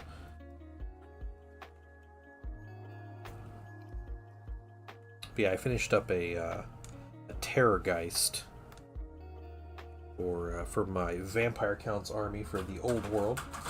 Okay, bye-bye recycling pile. Let me see. It's gonna spill. I just put basic material on him, which is it's still like loose and everything, but this is my Terrorgeist. So it's a giant zombie bat creature. That's what it is.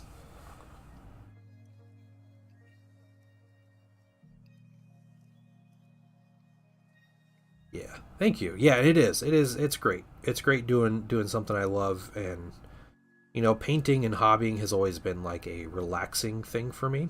It's like my zen activity to like calm down or just like rest or whatever. And being able to do that as like a job, and I get to be my own boss, and like I don't have to answer to anybody but myself and the painting wife, my wife, but like it's great.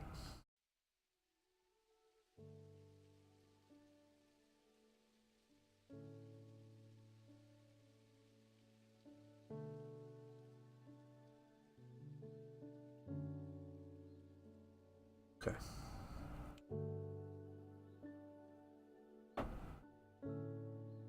Now let's trim up tree here.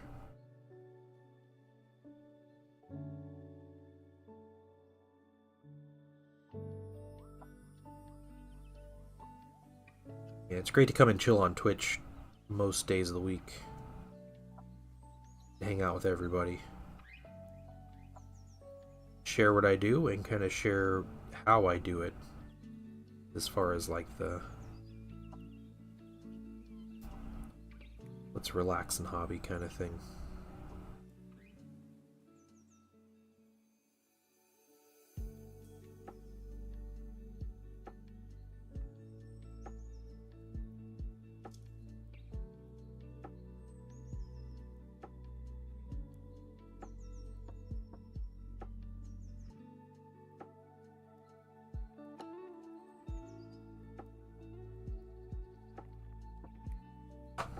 Okay, so these both go in a very specific way.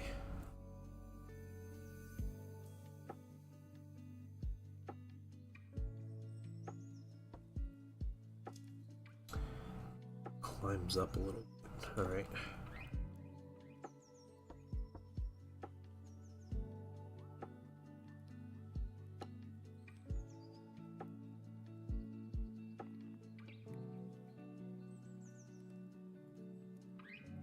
That, and then this piece.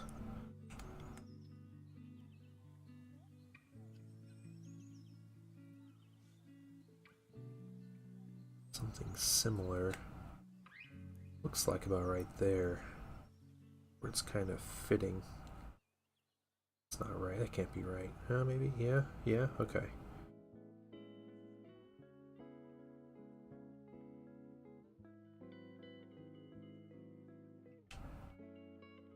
There we go. Alright. Right there.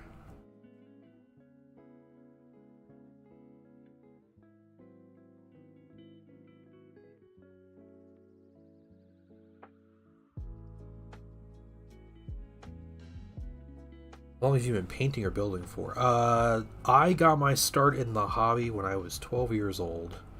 That was back in 2002. Early 2002. Got in with the Lord of the Rings strategy battle game. I had no idea what Lord of the Rings was or what miniature games were, but one of my best friends, showed up to school one day with a rule book for Lord of the Rings strategy battle game. I had no idea what it was, and I was looking through it, and I was like, this is the coolest thing I've ever seen. And The Fellowship of the Ring had just come out in theaters, was still in theaters. I had no desire to watch the movie or anything, but I saw that rule book, and I was like, all right, sweet. And my birthday was coming up. My parents asked what I wanted to do, and I said, I want to go buy miniatures for whatever this game is. I want to find a store. And back then, my buddy had a White Dwarf, or no, was it in the rule book, or was it a White Dwarf magazine he had or something?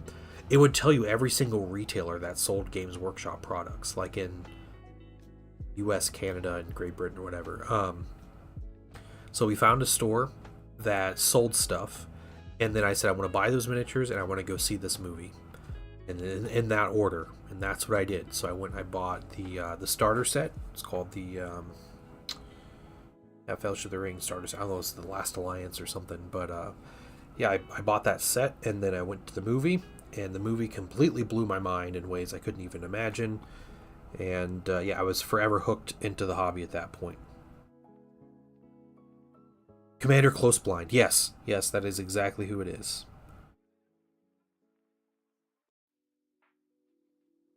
Like that.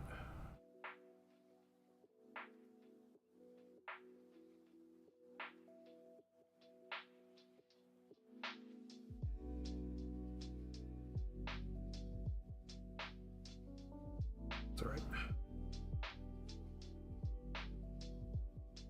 Still managed to land the painting way. I know, yeah, no kidding. So, me and my wife started dating. We were in high school. So, you know, we're one of those people. I do have Commander Shadow's Son paint. So we started dating. I never told her about my hobby because, you know, this was still a time when that kind of thing was frowned upon in society. Nerds had not ruled the world yet, or they were beginning to rule the world, but wasn't that popular of a thing. So we were dating, and I was like, I'm just not gonna tell her about it. And then I don't know, maybe like 6 months into us dating, I finally just told her. I showed her some of the minis I painted. I was like, yeah, this is what I do as a hobby, you know, no big deal, like that kind of thing. And she's like, wow, that's really cool, you did a good job, like, how'd you do this? And yeah, so, and she stayed with me, so I guess the rest is history. So, big old dub for the painting dad. Same time you and your cousins got into the exact same game. Just took 20 years off. Oh, nice, yeah. Paint a bunch of high elves, there you go. Nice. Yeah, we were in it to play the game, but I tried to paint. I was terrible at painting minis, but, you know, didn't have the resources back then that we had, that we have now. You know, YouTube literally didn't exist. Yeah, so it was, you know, we would, oh man, I made this crappy board, like a 3x3 board, just like, with like, yeah, I have flock, you know, so like, let's flock the board. It was god awful, like, but we played, man, we played, and we got into Warhammer about a year later, Warhammer Fantasy, and then, you know, my friends were like, let's promise to never get into 40k. 40k looks so lame. Then like a year later, I was playing 40k. I bought Tau, actually, was the first 40k minis I bought. I betrayed all my friends. We're gonna risk it here. The Riz God. Yeah. Someone called me back in 2005. I don't know. I would probably be very confused at the very least.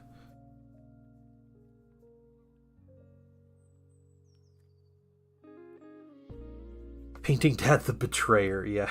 It was me. Well, and then my buddy Killa Cam, who was, you know, part of this whole group about the same time, and I don't know if Killa Cam got into Lord of the Rings with us first, or was it, I don't know if he's still here, but or if he jumped right in with Warhammer, like we got him into Warhammer Fantasy.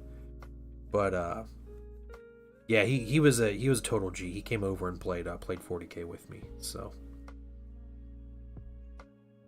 just called me the Betrayer. That's fine. That's all right. Yeah, you know what the world was like before YouTube? Here's how the world was like before YouTube, and anybody who's like over 30 will know this. We would watch a show that was funny. So Family Guy and Futurama were like the two big ones. Family Guy in particular was like the funniest thing that had ever happened. So we would hang out with our friends, and we would literally just sit there and quote Family Guy quotes and like die laughing the entire time. Yeah, Futurama is hilarious. Futurama is a great show. I love Futurama. It was not nearly as popular as Family Guy, though. But we would seriously just hang out and quote Family Guy. Like, that's what we did. Man, play Warhammer Fantasy Battle. You give him a good few hours. Get him into Warhammer Fantasy Battle. Yeah, I hear that. All right. Well, sweet. We got that guy together. Yeah, I remember a buddy of mine, he bought, Chappelle Show. Yeah, Chappelle Show was good. Yeah, you just sit there and you just talk about Chappelle Show, right? Family isn't popular? Oh, okay. So one of my ex who was playing Warhammer, I'd never play. Here you are, face story. Yeah. Oh no. Yeah, also Saturday Night Live and like Mad TV, like just talking about that stuff. A friend of mine bought like, this was when Family Guy was canceled, because they canceled Family Guy and Futurama. It was on Fox. They canceled it, then like Comedy Central bought it, then like Adult Swim. It was a weird like move for these shows, but they canceled those shows. My buddy bought all of the seasons of the TV show of each of them. There are like 5 seasons for each of them, and we just hang out and watch those. Or we'd like the SNL Greatest Hits were like a thing, like the best of for like different cast members, like Will Ferrell and who else? Chris Farley and people like that. Yeah. Couch co-op. Oh yeah. Halo couch co-op. 4v4. 2 TVs. You had TVs facing different directions. Battlefront 2. Galactic Conquest couch co-op. 4v4.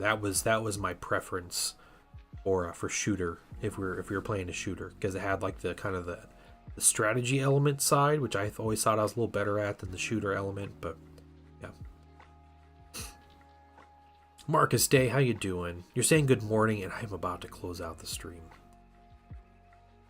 All I have left is put this shoulder on. I'm gonna wait until this guy like cures a little more, but we do have we have Mr. Cherry Blossom himself.